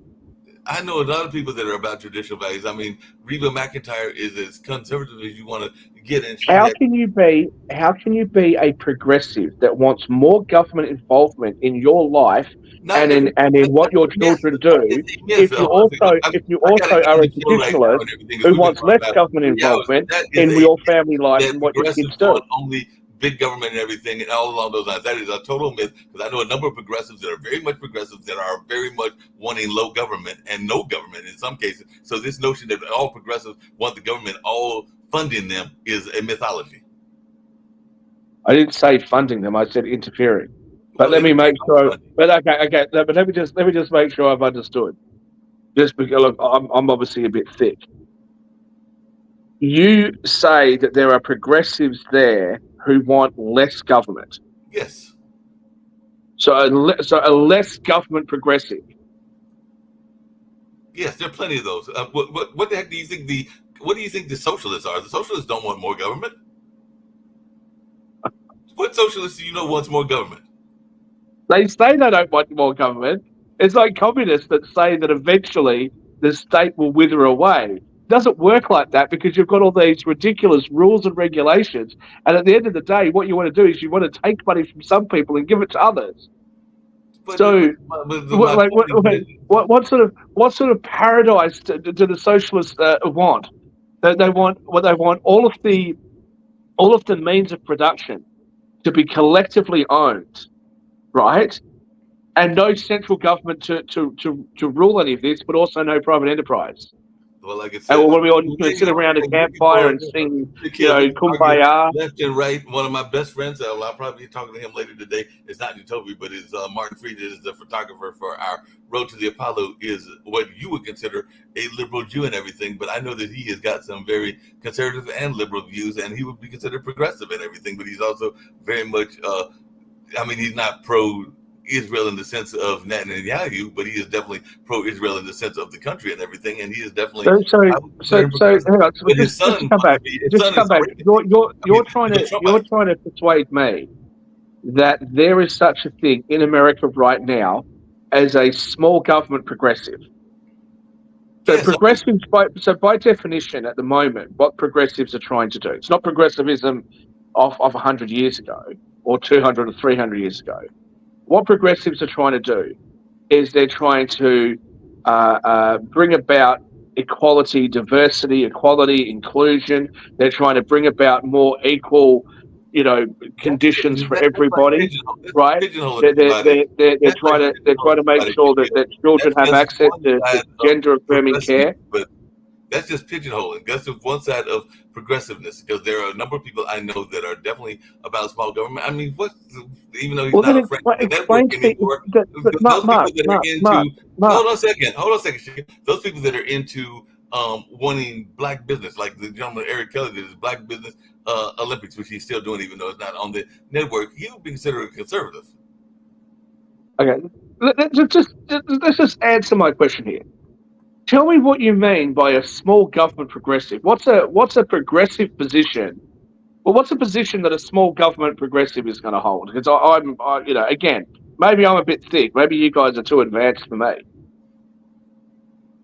I mean, they don't want government interfering with a lot of their policies, kind of like you're talking about with things in that space. They're not asking for some of the small government progressives I know are not wanting government handout, or if they get a handout, they don't want it to be hamstringing them, where they have to stay in that constantly getting the money all the time, which is what even I know from my mother's philanthropy work happens, that sometimes people get grants and they're stuck with those grants for 20, 30-year cycles, and they would not like that. They like it to be kind of eased out of it, even if they get a loan and everything. So that those to me are somewhat conservative positions and everything. They definitely want to see some other things that might be considered conservative as well, even kind of what we were talking about earlier with those enterprise. No, I'm not asking what their conservative positions are.